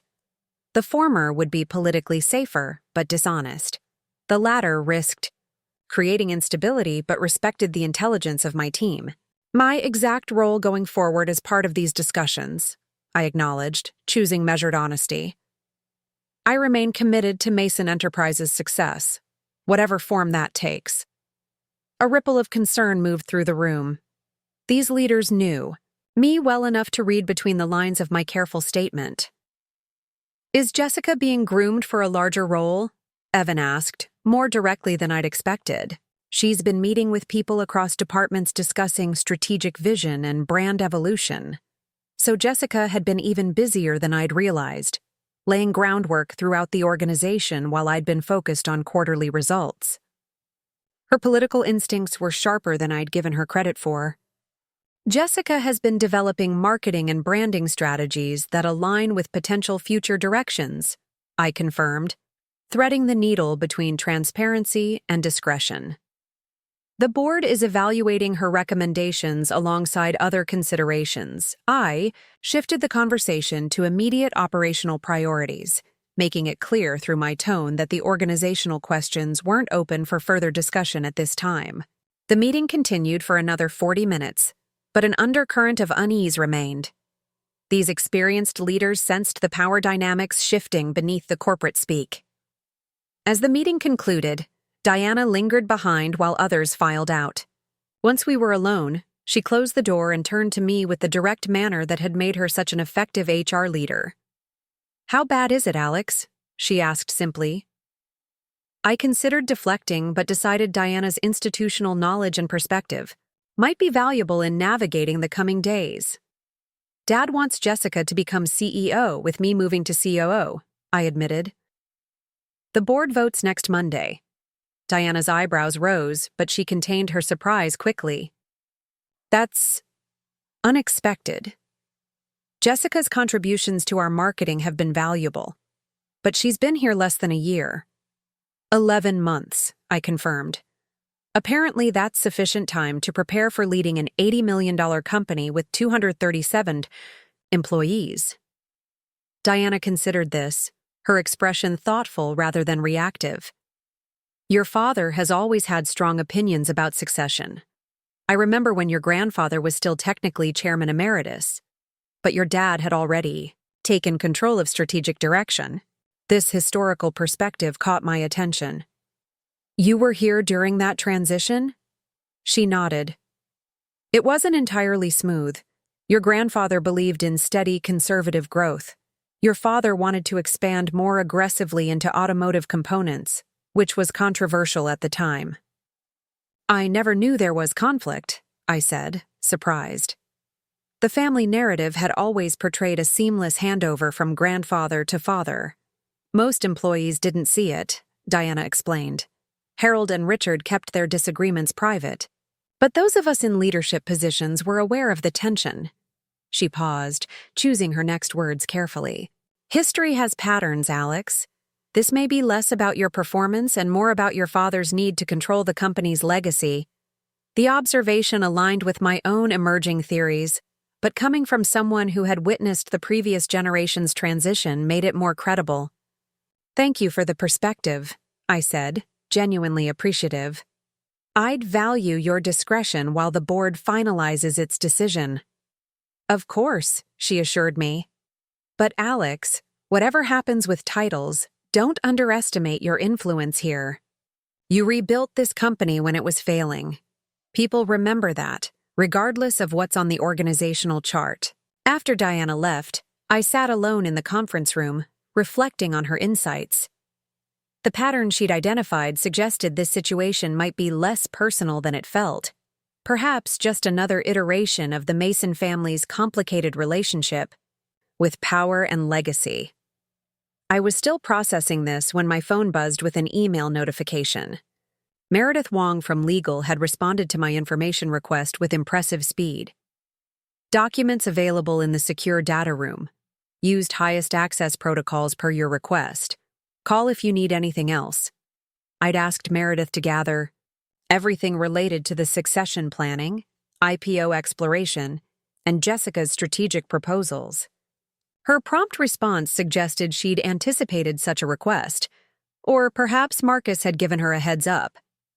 The secure data room was our system for handling confidential information, typically used for acquisition due diligence or sensitive client contracts. Each access was logged, creating a record of who viewed what documents and when. By using this system rather than sending files directly, Meredith had ensured everything was properly documented, a subtle but important protection if questions arose later about proper governance procedures. I returned to my office, closed the door, and logged into the data room. What I found was both impressive and disturbing. Over 300 documents organized into neat folders, representing months of secret planning. The first folder contained the succession planning materials from Wilcox and Associates. Their comprehensive assessment included detailed interviews with Dad, Jessica, and key board members, but notably, not with me. The executive summary pulled no punches. While Alexandra Mason has successfully stabilized Mason Enterprises and established it as a respected aerospace component manufacturer, the company's next growth phase requires different leadership competencies. Jessica Mason demonstrates stronger capabilities in strategic vision, stakeholder communication, and brand development, skills essential for an IPO trajectory and multi-industry expansion. The clinical assessment of my limitations stung, particularly since I'd never been given the opportunity to address these perceived gaps. But what caught my attention more was a section titled Transition Risk Assessment, which analyzed potential reactions to the succession announcement. Alexandra's primary leadership characteristics, analytical, operationally focused, results-driven, suggest she may prioritize company stability over personal ego, making her likely to accept the COO role if properly positioned as essential to continued operational excellence. However, her strong ownership of the company's turnaround creates risk of resistance if the transition is perceived as dismissive of her contributions. They had developed a psychological profile to predict my reaction and design an approach that would minimize resistance. The calculated manipulation was breathtaking in its coldness and its underestimation of my self-respect. The IPO materials were equally revealing. Graham Capital Partners had conducted a detailed readiness assessment, identifying both strengths and weaknesses in our current structure. Many of their observations were sound. Our concentrated client base in aerospace created risk. Our financial systems would need upgrading to meet public company requirements. Our board composition lacked diversity and independent directors, but their leadership assessment reflected a clear bias, likely influenced by who had commissioned the report. While the current CEO has delivered impressive operational results, investor perception would benefit from leadership with stronger communication skills and market vision. The proposed succession plan, elevating Jessica Mason to CEO while retaining Alexandra Mason's operational expertise as COO, creates an optimal leadership structure for market presentation. The final folder contained Jessica's strategic plans, which went far beyond what she'd presented at the board meeting. The full document was over 200 pages, including market analyses, competitive assessments, acquisition targets, and detailed implementation timelines. It represented months of serious work, revealing a strategic mind I hadn't fully appreciated. What struck me most, however, was how much of Jessica's plan built upon foundations I'd established. The financial strength that would fund initial diversification came from my operational improvements. The strong aerospace client relationships that would sustain cash flow during the transition were ones I'd cultivated. The manufacturing excellence that would transfer to new product lines was a system I'd built. Jessica's vision wasn't replacing mine so much as extending it in new directions. directions I might have explored myself if I hadn't been so focused on consolidating our aerospace success. The irony wasn't lost on me. My single-minded dedication to saving the company had created the very stability that now enabled Jessica's ambitious expansion plans. 3 hours later, I emerged from the data room with a clearer understanding of what I was facing. This wasn't a hasty decision or a simple case of family favoritism. It was a carefully orchestrated strategic pivot, planned over months with professional guidance and genuine business logic behind it. The question was no longer whether the succession plan had merit. In many ways, it did. The question was whether I could accept being sidelined in the company I'd rebuilt, watching someone else receive credit for growth built on my foundation. Marcus was waiting in my office when I returned, pacing by the window that overlooked the manufacturing floor. "You've seen the documents," he stated rather than asking, reading my expression. I nodded, dropping into my chair. "All of them. It's comprehensive." "And manipulative," he added. "They've been psychologically profiling you to design the perfect succession trap." "Yes," I agreed. "But the business case isn't entirely without merit. There's actual substance behind Jessica's vision." Marcus looked surprised at my measured response. "You're being remarkably objective about a plan to push you out of the company you saved." "Professional detachment?" I replied with a small smile that didn't quite reach my eyes. "Something I've apparently been critiqued for in those very reports." I swiveled my chair to face the wall of awards and recognition Mason Enterprises had accumulated under my leadership.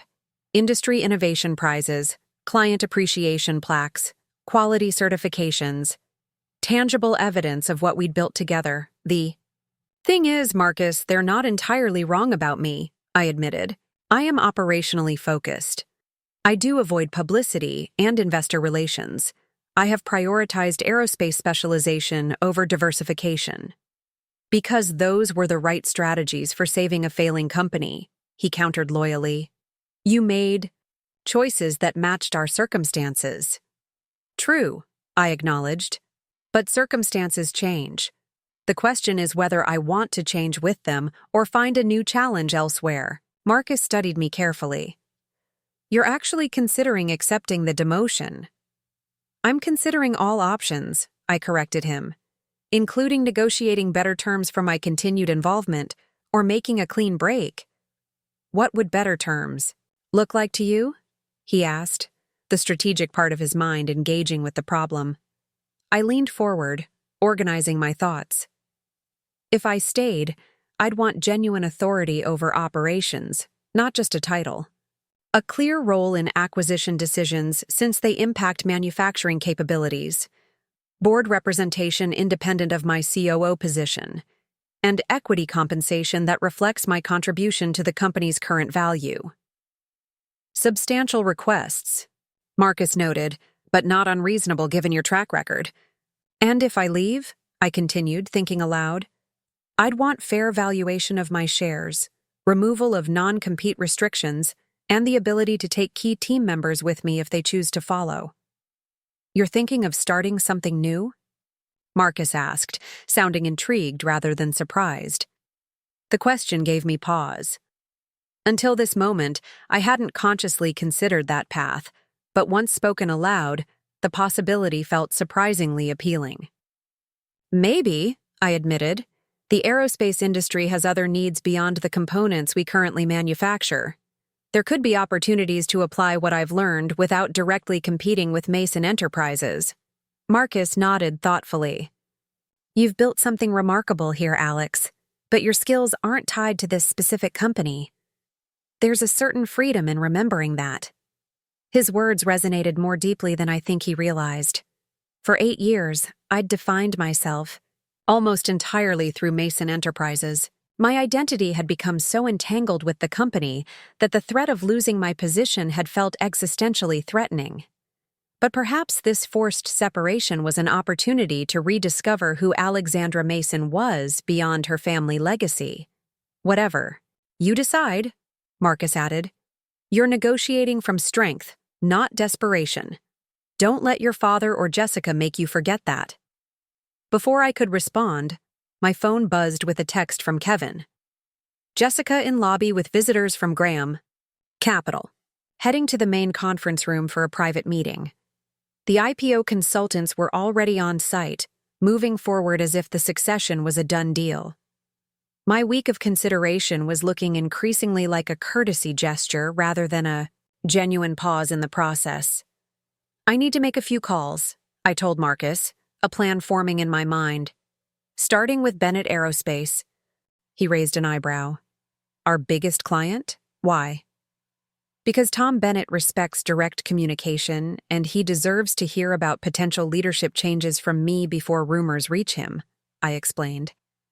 And because his perspective on our aerospace strategy versus diversification would be valuable input for my decision. Marcus nodded approvingly. Smart. The relationship with Bennett is one of your strongest cards. Their contracts represent almost 30% of our revenue.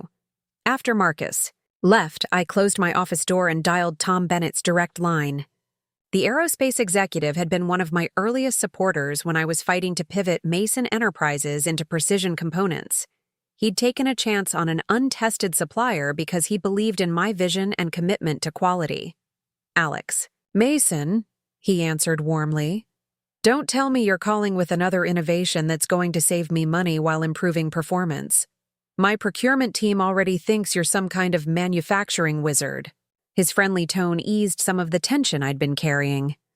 Not today, Tom. This is actually a more personal call.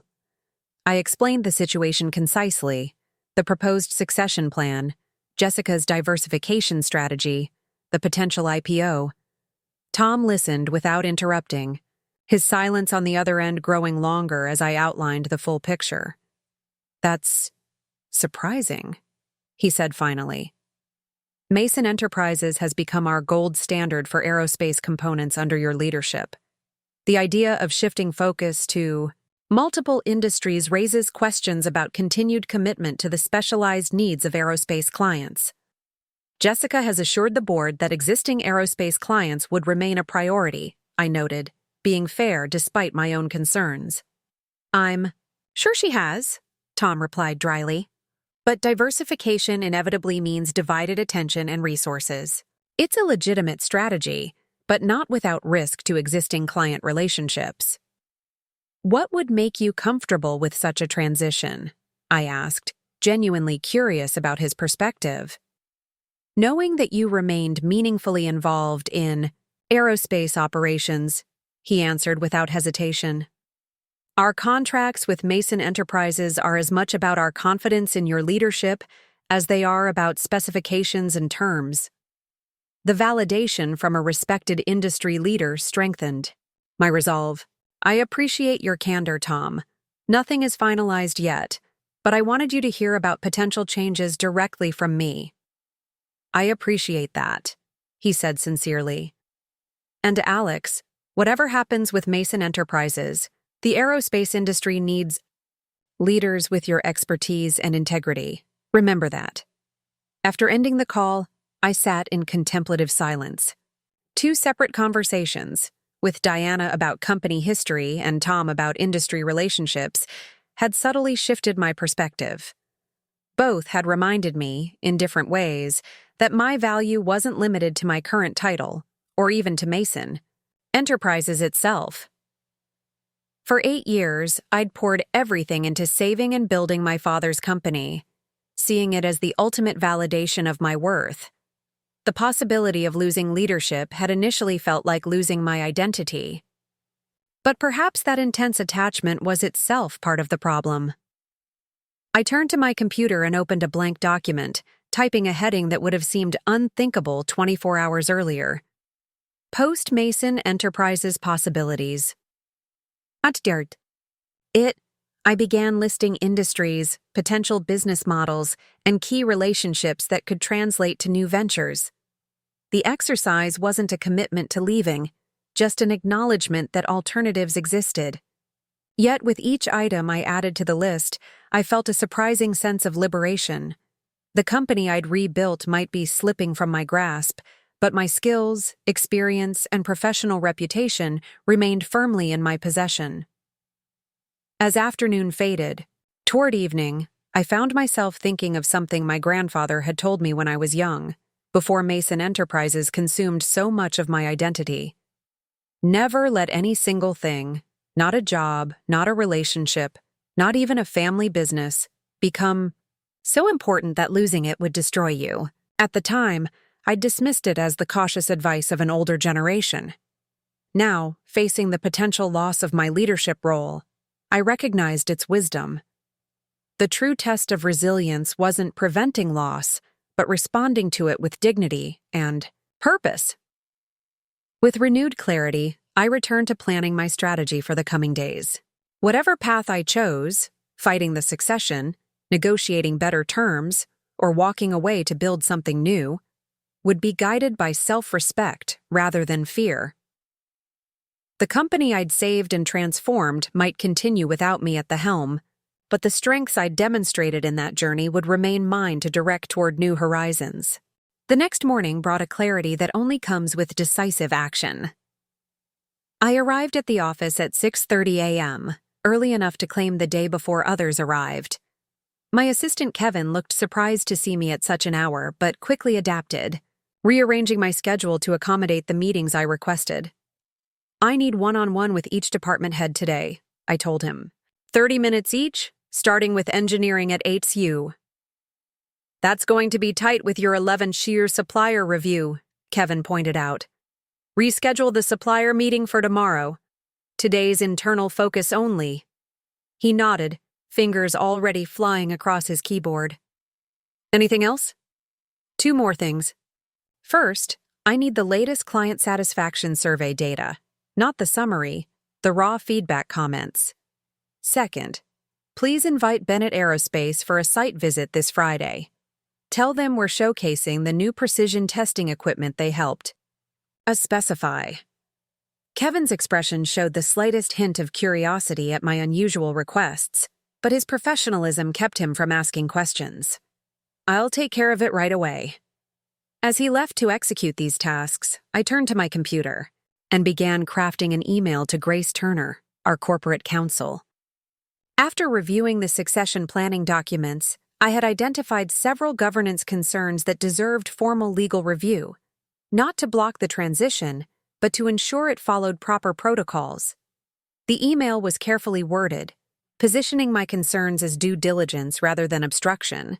I highlighted the potential regulatory issues with an IPO announcement that followed too closely after a CEO transition, the need for independent board assessment of Jessica's strategic plan, and the importance of transparent communication with key clients about leadership changes. Concluded with a request for Grace to prepare a formal governance review for the next board meeting. As current CEO with fiduciary responsibility to all shareholders, I want to ensure that any transition proceeds with appropriate care and diligence, protecting Mason Enterprises' reputation and relationships regardless of who leads the company forward. The message struck the right balance, focused on company interests rather than personal grievances, demonstrating the professionalism expected of a CEO while creating a procedural framework that would slow the rushed transition process. I hit send just as my phone rang. Alexandra Mason speaking. "Alex, it's Lisa Stevens from Advanced Materials." Lisa was the procurement director at our second-largest aerospace client. "Do you have a few minutes to talk?" The timing was concerning. "Of course, Lisa, what can I do for you?" "I received a rather unusual call yesterday from your sister," she began, her tone carefully neutral. She wanted to discuss evolving supplier relationships in light of Mason Enterprises' strategic realignment. When I asked for specifics, she mentioned diversification into medical devices and something about capital markets. My grip tightened on the phone. Jessica was already reaching out to our key clients, positioning herself as a decision-maker before the board had finalized anything. "I appreciate you letting me know, Lisa," I replied, keeping my voice steady. "We're exploring various growth strategies, but no decisions have been finalized. Our commitment to Advanced Materials remains unchanged." "That's reassuring," Lisa said, though she sounded unconvinced. But Alex, we're 6 months away from contract renewal. If Mason Enterprises is shifting focus to other industries, we need to know sooner rather than later. The potential damage was worse than I'd feared. Aerospace clients operated on long planning cycles. Any hint of supplier uncertainty could drive them to secure alternative sources. Lisa, I give you my personal assurance that our aerospace commitments remain our highest priority, I stated firmly. Would it help if we scheduled a comprehensive review of our production capacity plans for the coming year? I could bring our operations team to your facility next week. That would be helpful, she agreed. And Alex, I hope you'll be leading that team. Our relationship with Mason Enterprises has been built largely on our confidence in your leadership. After the call ended, I sat in stunned silence. Jessica's premature outreach to clients threatened relationships I'd spent years building. Whether born of enthusiasm or calculation, her actions demonstrated a fundamental misunderstanding of our industry's dynamics, or worse, a disregard for the potential consequences. I was composing an urgent email to Dad about the situation when my door opened without a knock. Jessica entered, dressed impeccably in a burgundy suit that complemented her auburn hair, her expression a mix of determination and discomfort.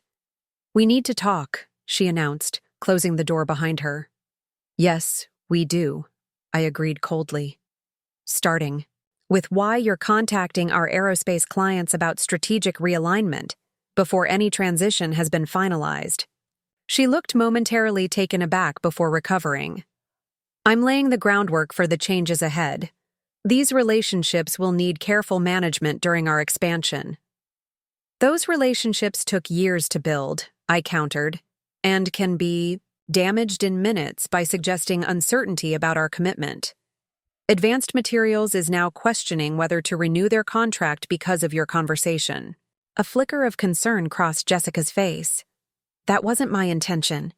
I was trying to introduce myself and establish rapport. By undermining client confidence in our core business?" I shook my head in disbelief. "Jessica, aerospace contracts operate on trust and stability. Any hint that we're shifting focus sends them looking for backup suppliers." She frowned, clearly not having anticipated this reaction. "This is exactly why Dad says we need to diversify.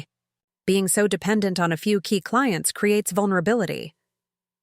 "Diversification might be the right long-term strategy," I acknowledged. "But the execution matters. You build the new before dismantling the old, not the other way around." Jessica's expression shifted from defensive to something more thoughtful. For a moment, I glimpsed the sister I'd grown up with rather than the corporate rival she'd become. "I didn't think of it that way," she admitted. "But that's not actually why I came to see you. Dad's planning a dinner tonight, just you, him, and me, to discuss the transition privately, as a family." The invitation wasn't unexpected, but its timing was suspect. Why the sudden interest in family discussion? Yesterday at the board meeting it was just business, not personal. "Because this current tension isn't good for anyone," Jessica replied, her tone softening. "We're still family, Alex, regardless of corporate titles. Dad values your contribution to Mason Enterprises, and so do I. We want you to remain part of what comes next." The sincerity in her voice seemed genuine, making the situation all the more complicated. Jessica wasn't a villain in this story, just someone pursuing her own ambition with perhaps less concern for collateral damage than she should have shown. "What? Time and where?" I asked, neither accepting or declining outright. 7 o'clock at Rothwell's," she said, naming Dad's favorite upscale steakhouse. "Private dining room reserved." After Jessica left, I called Marcus to update him on these developments.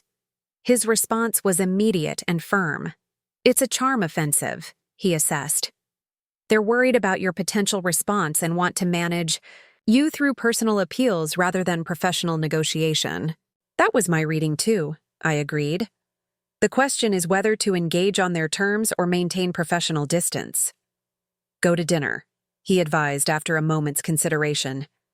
Listen more than you speak. Their true priorities will emerge in a less formal setting, which gives you better insight for your next move. The morning passed in a blur of department head meetings. With each conversation, I focused on two objectives: reinforcing current operational priorities to ensure stability, and subtly assessing each leader's perspective on our strategic direction without explicitly discussing the succession drama. Evan from engineering was the most forthright, as usual. "I've heard rumors about diversification into medical devices," he mentioned casually while reviewing project timelines. "Interesting challenge, but not one we could tackle without significant retooling and new quality systems." "Just exploratory discussions at this point," I replied neutrally. "How long would you estimate for such a transition, hypothetically?" 12 to 18 months minimum before we could produce at the precision levels we maintain for aerospace," he answered without hesitation. "And that's assuming dedicated capital investment and specialized new hires." Similar conversations with other department heads revealed a consistent pattern: cautious interest in expansion possibilities, but significant concerns about execution timelines and resource requirements. Jessica's ambitious diversification plan looked more aspirational than operational when viewed through the lens of practical implementation. By midday, I had compiled enough detailed feedback to create a comprehensive assessment of the operational challenges in Jessica's strategic plan, not to undermine it, but to inject realistic execution parameters into what appeared to be an overly optimistic timeline. At 2 p.m., I met with Diana from HR to discuss talent retention strategies, ostensibly a routine topic, but with the undercurrent of succession planning making it far more significant. "How vulnerable are we to key departures if leadership changes are announced?" I asked directly. Diana didn't pretend to misunderstand the question. "Engineering and operations would be most impacted. Those teams are particularly loyal to your leadership style and the aerospace focus you've championed." "And sales?" I asked, thinking of the crucial client relationships. "Mixed," she assessed. "The aerospace team is aligned with your vision, but some of the newer hires might welcome diversification opportunities. It likely depends on how the transition is communicated and executed." "What would you recommend from a talent retention perspective?" I pressed, valuing her objective assessment. Diana considered this carefully. "Transparency about the strategic shift, coupled with visible continuity in key operational leadership. People need to see that while the destination may be changing, the operational excellence that defines their daily work remains valued." In other words, I translated, my continued presence in operations would signal stability during a strategy shift. "Precisely," she confirmed. "Your credibility with the team is a significant asset during any transition. Jessica may have a compelling vision, but you have proven operational leadership. They're complementary strengths if leveraged properly." Diana's perspective reinforced what I was increasingly coming to see. This didn't need to be a binary choice between accepting demotion or walking away. There might be a third path that served the company's interests while preserving my professional dignity. After Diana left, I turned to crafting what I called my counter-proposal, not a rejection of the succession plan, but a restructuring of it to address legitimate business concerns while establishing clear boundaries around my continued role. The document outlined a modified leadership structure: Jessica as CEO focusing on strategic direction, investor relations, and new market development. Me as President and COO with full autonomy over current operations, client relationships, and execution planning for any diversification initiatives. The structure included equal board representation, clear decision authority boundaries, and performance metrics for both roles. Most importantly, it included a comprehensive transition timeline that acknowledged the operational realities of entering new markets while maintaining our aerospace excellence, realities that Jessica's accelerated plan had seemingly overlooked. I was still refining this document when Kevin knocked on my door, his expression apologetic. Your father is here. He says it's urgent. Dad entered before I could respond, his face set in the stern expression I recognized from childhood confrontations. He closed the door firmly behind him. Alexandra, what exactly do you think you're doing? He demanded without preamble. I maintained my professional composure despite his combative tone. You'll need to be more specific, Dad. Grace Turner called me about your email requesting a formal governance review, he said, his irritation evident. And now I hear you're scheduling meetings with all our key aerospace clients. You're deliberately creating obstacles to a smooth transition. I'm fulfilling my responsibilities as CEO, I corrected him calmly. Ensuring proper governance procedures are followed and maintaining client relationships during a period of potential change. Nothing more, nothing less. This passive-aggressive resistance isn't constructive, he insisted, pacing in front of my desk. If you have concerns about the succession plan, address them directly instead of creating procedural roadblocks. I'm preparing to address them directly and comprehensively, I replied, gesturing to the document on my screen. With a counter-proposal that acknowledges the company's strategic needs while establishing a more equitable leadership structure. Dad stopped pacing, his expression shifting from irritation to wary interest. What kind of counter-proposal? One that leverages both Jessica's strategic vision and my operational leadership, I explained. A structure that serves the company's interests better than simply replacing me and hoping the organization adjusts smoothly. He studied me for a moment, clearly trying to assess whether this was genuine engagement or sophisticated obstruction. And you'll present this at the family dinner tonight? I'll discuss the concept, I agreed.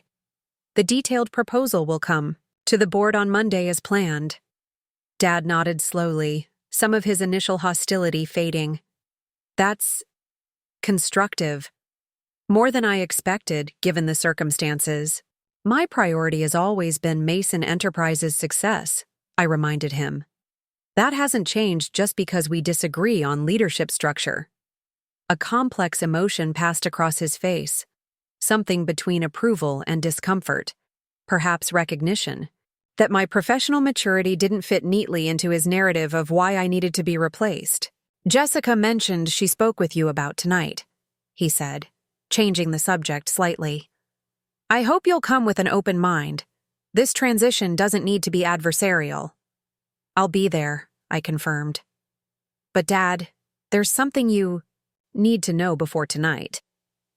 Jessica has been reaching out to our aerospace clients discussing strategic realignment before any transition has been approved.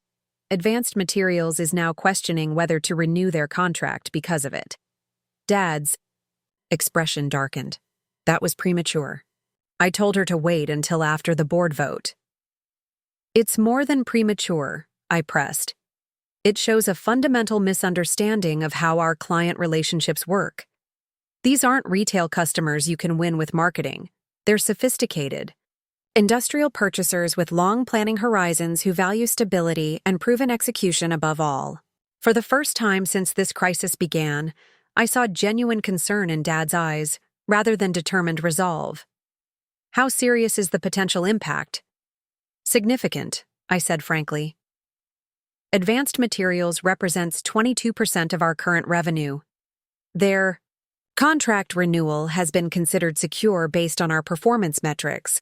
But any suggestion that aerospace might become a secondary focus for us gives their procurement team reason to develop backup suppliers.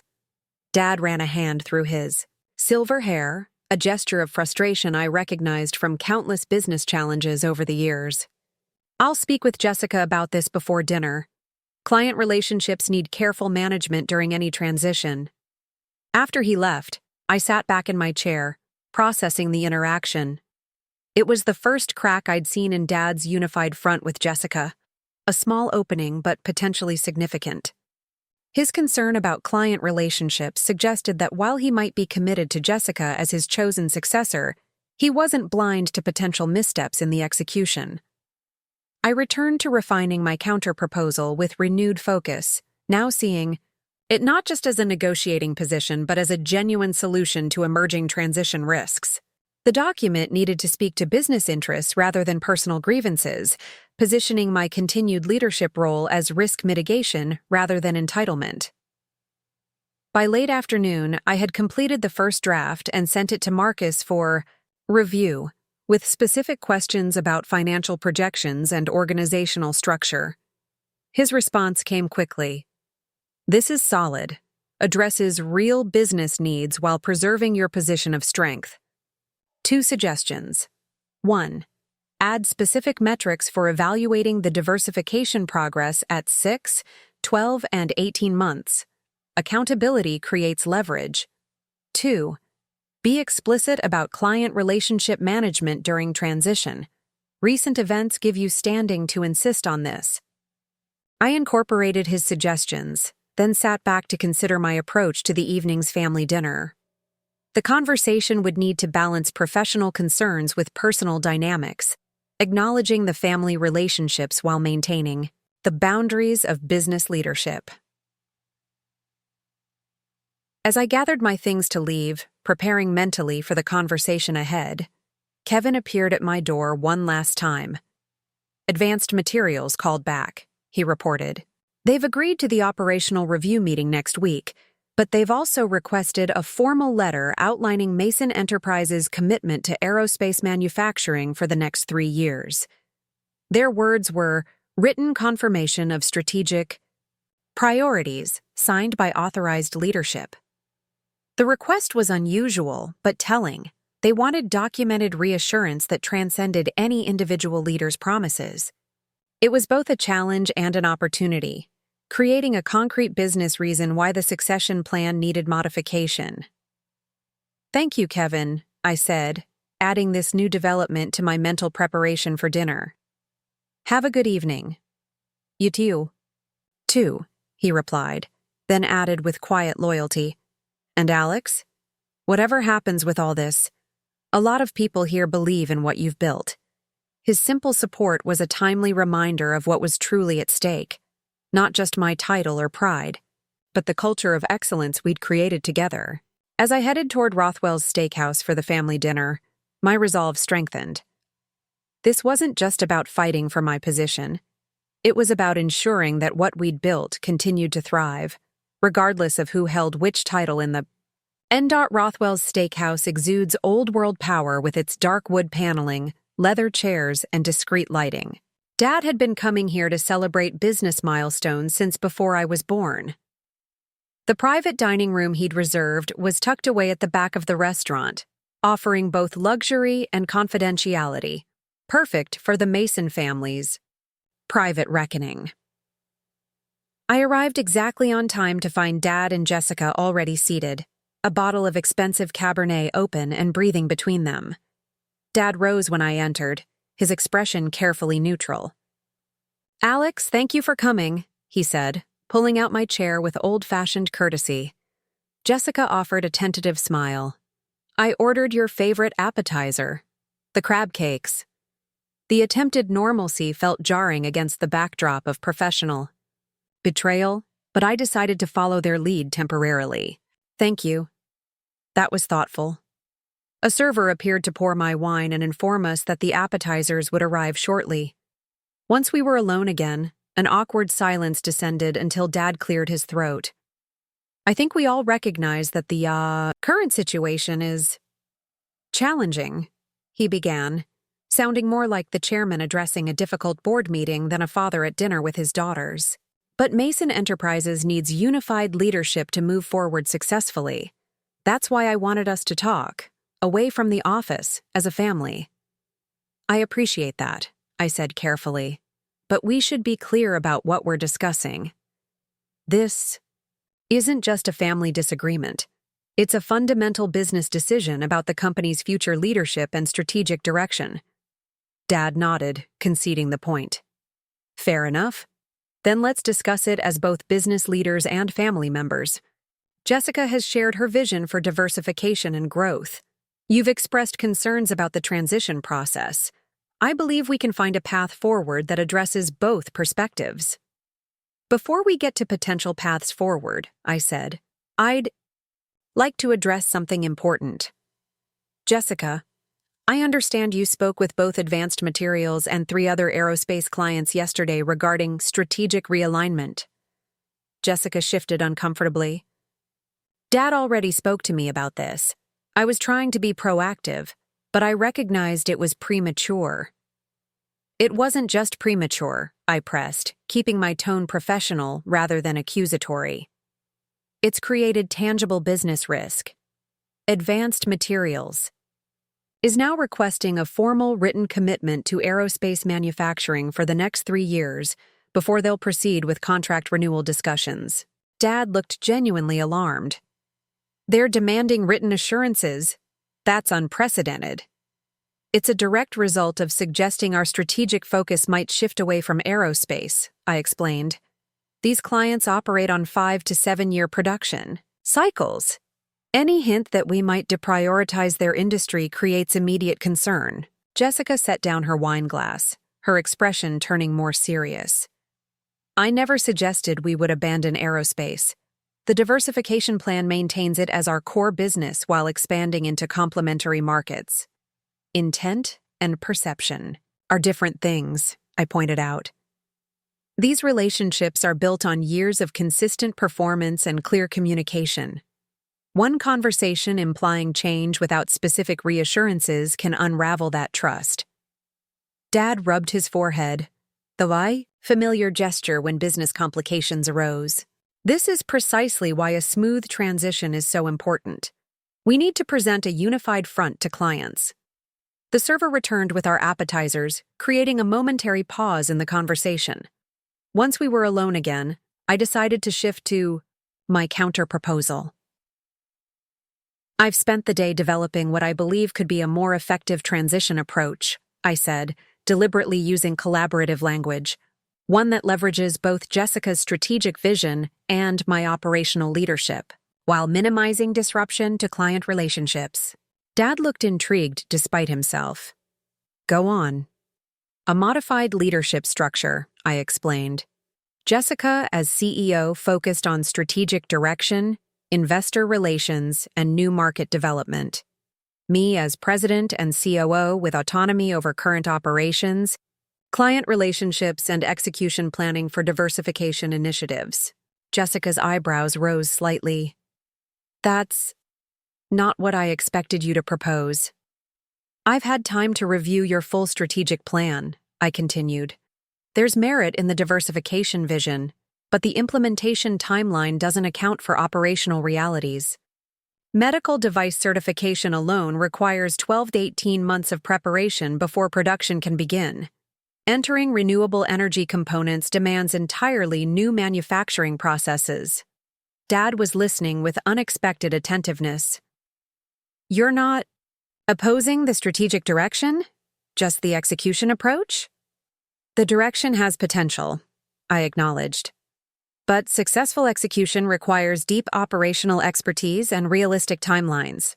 Jessica brings valuable strategic thinking and marketing perspective, but aerospace manufacturing can't be treated as a secondary priority during diversification without significant business risk. Jessica seemed caught between defense and interest. I never suggested treating aerospace as secondary. It's our foundation. Your presentation allocated 40% of capital expenditure to new market initiatives in the first year, I pointed out. That necessarily reduces investment in aerospace capabilities, which could impact our competitive position with clients who expect continuous improvement. Dad looked between us, his expression thoughtful. You've both made valid points. Jessica has outlined an ambitious growth strategy that could take Mason Enterprises to the next level. Alex has identified legitimate operational concerns that could affect execution, which is exactly why the company needs both our strengths, I said, seeing the opening. My counterproposal creates a structure where we each focus on what we do best while maintaining clear authority boundaries and accountability metrics. Co-leadership is notoriously difficult, Dad observed, though his tone was considered rather than dismissive. This isn't co-leadership, I clarified. It's defined roles with clear responsibilities. Jessica leads corporate strategy and positioning. I ensure operational excellence and implementation. The board evaluates both against specific metrics. The main courses arrived, temporarily pausing our discussion. I noticed Dad's hand tremor was more pronounced tonight as he cut into his steak, a reminder of the health concerns underlying his succession planning. For a brief moment, I felt a pang of sympathy for the difficult position he faced, trying to secure his company's future while managing his own declining health and navigating his daughter's competing capabilities. Once the server departed, Jessica surprised me by speaking first. "I'm not opposed to the concept," she said thoughtfully. "But I'd need to understand how decisions get made when our areas of responsibility intersect. For example, if I identify an acquisition target but you determine the operational integration, would be too disruptive?" It was a legitimate question, and evidence that she was engaging seriously rather than dismissing the idea outright. "That's where specific decision protocols come in," I explained. "Acquisitions would require joint approval, with clearly defined evaluation criteria for both strategic fit and operational feasibility. If we disagree, it goes to the board with both assessments presented." "And what about the IPO timeline?" Dad asked, getting to the heart of his concerns.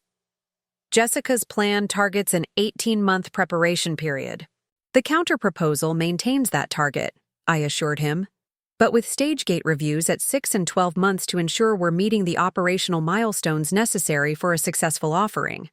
Going public with unresolved operational challenges would damage valuation more than waiting an additional quarter if needed." Dad nodded slowly, seeming to weigh this approach against his original plan.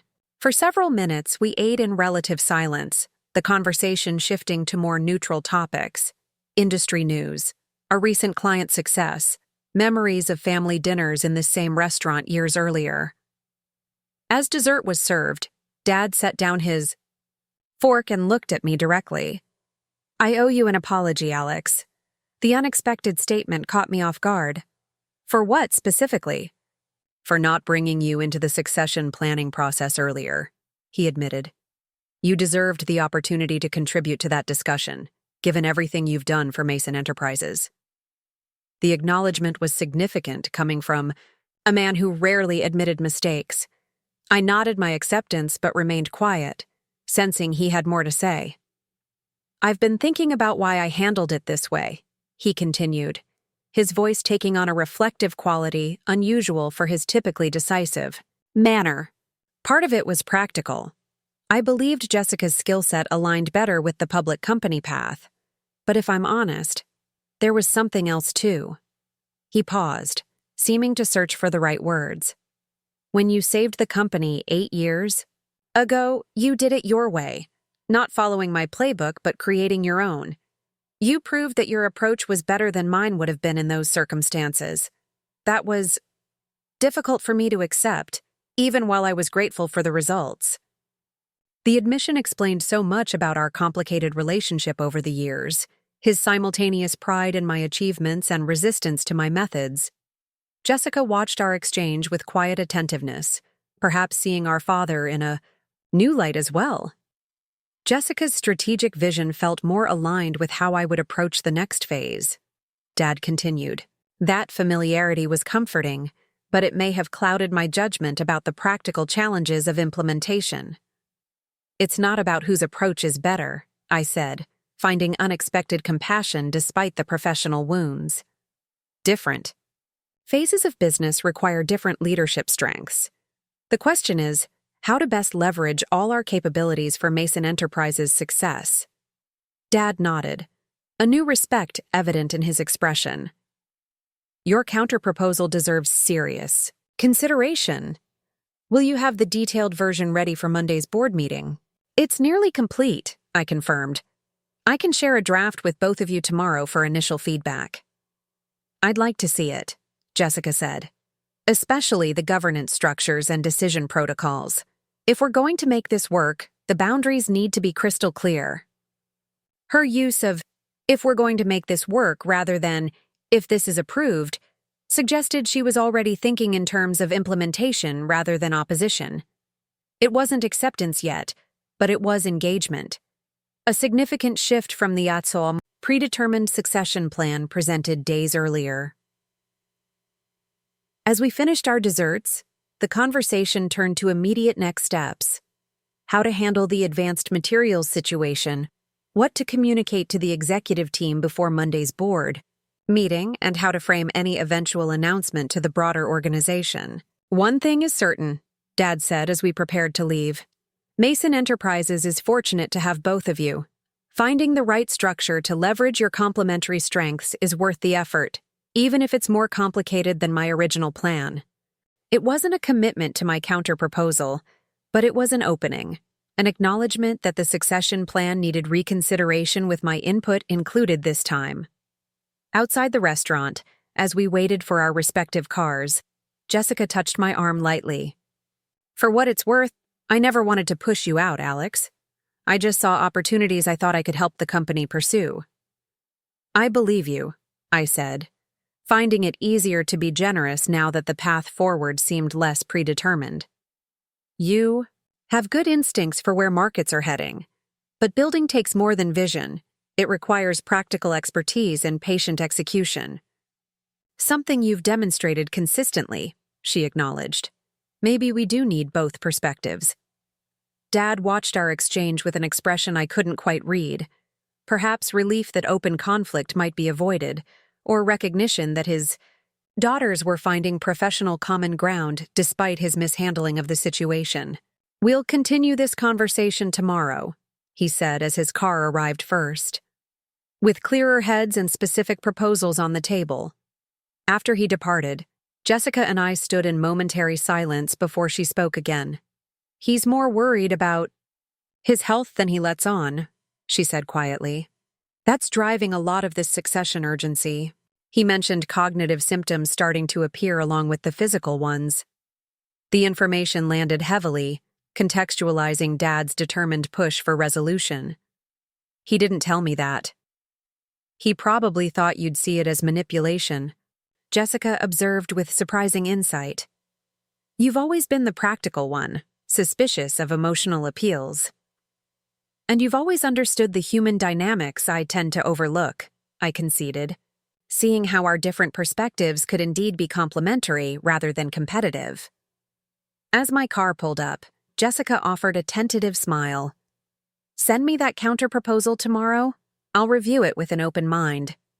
"I will," I promised, finding myself cautiously optimistic for the first time since receiving Dad's devastating email. The board meeting the following Monday proceeded nothing like I had anticipated when this crisis began.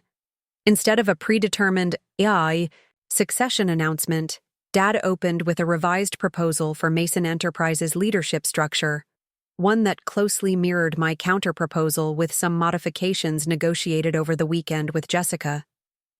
After careful consideration and extensive discussion, he explained to the assembled board members, "We believe this dual leadership model best positions Mason Enterprises for its next growth phase while maintaining the operational excellence that has driven our success to date." The revised structure established Jessica as CEO with primary responsibility for strategic direction, investor relations, brand development, and new market initiatives. I would serve as president and COO with authority over manufacturing operations, aerospace client relationships, and execution planning for all new ventures. Most importantly, the structure included clear governance protocols, decision-making authorities, and performance metrics for both roles. It wasn't the clean succession Dad had originally envisioned, but it was a pragmatic solution that leveraged both his daughter's strengths while acknowledging the practical challenges of the company's ambitious growth plans. Grace Turner reviewed the arrangement from a governance perspective, noting, "This structure maintains clear accountability while capitalizing on complementary leadership capabilities. It's unusual, but not unprecedented, particularly during significant strategic pivots." Robert Chen, initially the strongest supporter of Jessica's unchallenged succession, now nodded in agreement. The dual focus on strategic expansion and operational excellence makes sense given our growth objectives and the importance of maintaining our aerospace foundation. Marcus caught my eye from across the table, giving a subtle nod of approval. The arrangement wasn't perfect from either his perspective or mine, but it represented a workable compromise that preserved my authority in critical areas while allowing Jessica's strategic vision to move forward. When the vote came, it was unanimous, in favor of the revised leadership structure.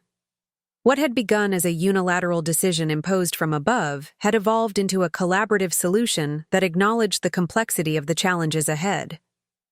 After the meeting concluded, Dad pulled me aside in the hallway. "This isn't what I initially planned," he admitted, "but I believe it's a stronger approach.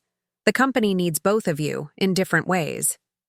It will require clear communication and mutual respect to succeed," I noted, still cautiously optimistic rather than naive about the challenges ahead.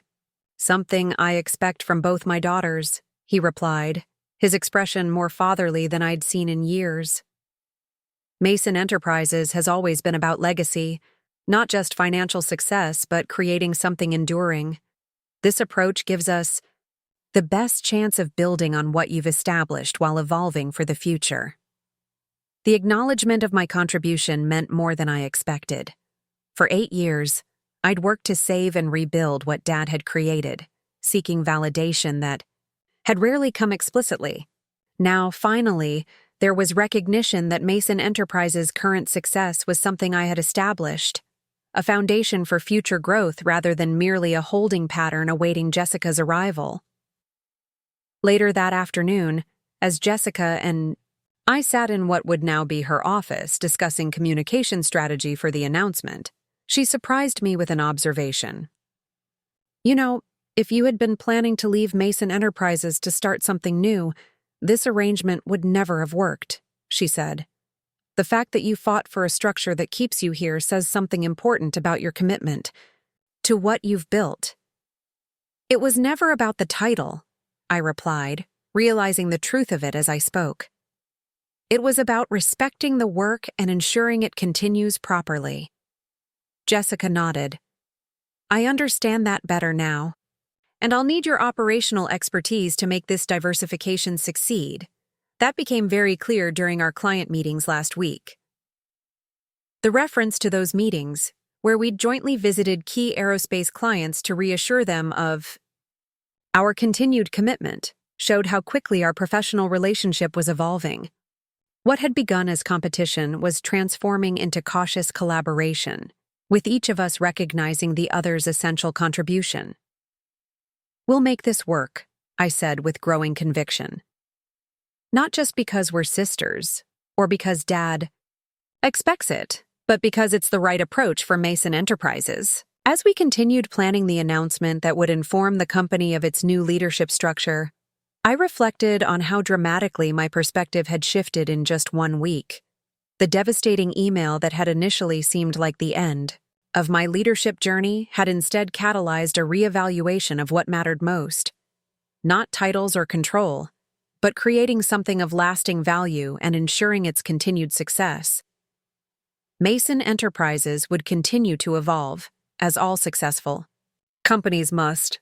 My role would evolve with it, focusing on the operational excellence that had always been my strength, while contributing to the strategic expansion that would secure the company's future. It wasn't the path I had expected, but it promised to be one where both Mason sisters could apply their distinct talents toward a shared legacy greater than either could have built alone. As we prepared to address the company together, I felt something unexpected, not resignation or compromise, but genuine optimism about the partnership we were forming. Perhaps Dad's initial mistake had ultimately led to a stronger outcome than his original plan could have achieved. Sometimes the most valuable growth comes not from getting exactly what we want, but from finding unexpected strength in navigating what we didn't expect. The journey ahead would have its challenges, but Mason Enterprises, the company I'd grown to $80 million, would continue to thrive. now with the combined vision and operational excellence of both Mason daughters guiding its future. Looking for more? We've got two amazing stories ready for you right on screen. If this one touched you, these are absolutely worth your time. Click to watch them now. And hey, subscribe and hit that bell to never miss our latest uploads.